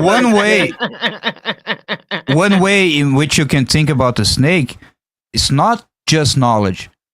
It's the unearned knowledge. It's the sexual energy, really. No, think about it like the unearned knowledge. The fact sometimes you can skip steps Wait, and you can shoot yourself in the foot by learning things that are too ahead of your Kyle, understanding. Are you saying the Book of Genesis It's and the Jurassic looking Park have the glass. same lesson? The what? That the Book of Genesis and Jurassic Park have the same moral lesson? There we go. There we go. Yeah. Knowledge without a moral system, earning, Yeah. all of that, it's extremely dangerous. Yeah. Unearned You know, knowledge. we just gotta look at science nowadays. Oh, science can do things, can build computers and phones and all of that. Yeah, but without a moral, ethical system, we're gonna nuke ourselves. We're gonna give society to AI. We're gonna put chips in our brains. We're gonna cut off children's parts. We're gonna, it's knowledge without a moral framework established and Do you want to and know built why, over time. Kyle? Because the feminine principle has been left out, and it's time to bring her back before the big red button gets pushed. And Yes, give the nuclear codes to women. I agree. no. Well, I mean, yeah, I'm just you kidding. could. I see what you're saying. I'm just kidding. Here's the thing: is the sacredness and love, okay, is what is going to help bring balance back. and get people not so angry and hating each other and hating themselves and wanting to fight and war all the time. Okay? Healing shadows and mother wounds, and then being able to address those mother wounds and realizing that even as a mother, you created the mother wound, right? It's something that needs to be addressed, and men need to be able to have spaces where they can be emotional. Kyle, we know you're emotional, and we appreciate that you're so emotional and passionate. You hold it all in. His life. You hold it all in. You get a little And so he carried has a away there, dream. Kyle, but men need to be able to be Joking. emotional and really heal, and women Jevim, I need to think be they're feeling open to emotion. listen. Wait, that's hunger. I mean, Hal Right. is right around. I'm starving right now, to be honest with you. But I think this has been a good episode, you know. Yep. It Are we done is, now or yes. something? Well, came in we've late. been We've been going going for 3 hours. Oh, I came really Yeah, late. I we didn't go realize ahead. you even started. It's all your fault, So we've been Marcel. going on 3 All your fault. hours. Yeah. Yeah, can't believe you left my server. That's okay. It's okay. I like to get on voice calls for deep conversations because a lot of stuff gets lost in text, especially when you don't use emojis. So when I suggest to people, there needs to be a voice call so we can hear each other. Let's be people, text. No, It's so much. I can agree with Yeah. that. And I also type without punctuation. So Yeah. And I'm just like, good. you're making me crazy right now, and I'm putting you in timeout because you being That's bad fine. boy. Yeah, it's fine. It's fine. It's fine. It's fine. All right. So let's go around and let's give some final thoughts, everybody, before we go. Let's start with Cheryl and then Kyle and then Doc and then Marcel. Okay, so I'm Cheryl of Earth Alchemy. You can check me out on Earth Alchemy Holistics LLC 333. Deep Water is my podcast, and I called it Deep Water because I myself like to have deep conversations about spiritual aspects, the metaphysical, all things a little wooky sometimes. And my final thought on Lady Babylon is I think other people are looking for so much because they are lost within themselves. And I think people need to look at themselves and why they put themselves in certain situations in order to move forward in the world. And I think that if anyone gets fallen in those traps that people set for them, it's okay. You can get out of it, and that's my final thought. Mm-hmm. Thank you. Kyle? Oh, I think I've spoken enough tonight. I want to thank Jevim for inviting me. If anyone ever says that Jevim is not like a diverse person, like accept diverse opinions, she has me with I'm an Orthodox Christian. I couldn't decide. I think y'all gonna hell, but I love you all, even though y'all gonna hell. But no, just kidding. I know. Your feet's getting hot. That's fine. God still loves you. But hey, I'm just kidding. We all learn. We all learn that women not only should have the right to vote, but their vote should count double. We all learn that. Everyone, talk to your representatives. I don't know about double. Come on. Just I'll be silly. That's what we do on our show, the Ministry of Dude. It's be silly and take the heat a little bit of modernity, have some fun with it, and yeah, that's it. Thanks for having us, Jevim. Yeah, Jevim, thanks for having me. We really appreciate this. Well, go sub to our channel, Dr. Till Ministry of Dude. Hal posted it way back. So scroll back in the chat and find it, or you just look me up on YouTube. We're rebuilding the channel because we got nuked from high body percussion orbit, and so we're starting from the ground floor. So thanks for having us on, Jevim. And I guess my final thought would be, have an open mind, but don't have it so open, someone fucks you. In the back alley. Right? Yeah, in the back. Why is he so obsessed with back alleys and fingers? I feel like something might have happened. He's really holding on to. Anyways, sorry. I mean, it could have come from a good movie. Who knows? Yeah. Or a really bad one. Yeah. What he shouldn't have been in. Right. I love this, Angel. Thank you. That's glorious. I'm racing not to go to hell because I had a hellish life. Hey, I did a lot. There. I bet you haven't scored. For a All hellish right, Marcel. I got here really late, so I don't really have much of a final say, but I will say thank you for letting me come on so late. And hopefully I can come back for another one. I for sure I will. But in terms of the Lady Babylon thing, I'll mirror Till and say, yeah, keep an open mind, but don't keep it so open that it's just a bucket for throw up. Mm-hmm. Yeah. Yeah. And mine is, you got to stand for something or you'll fall for anything. Yes. And that's Yeah. There we go. Yeah. Don't think for Stand in your yourselves. Don't let square. people think for you. Know thyself. Stand on your truth. Yeah. And don't let anyone take your voice. Yeah. Fight for this freedom of speech. Fight against cancel culture and thought police. Absolutely. All right. Have a good night, everybody. Thank you for hanging out. Thank you. Bye-bye. Thank you. Good night, everyone.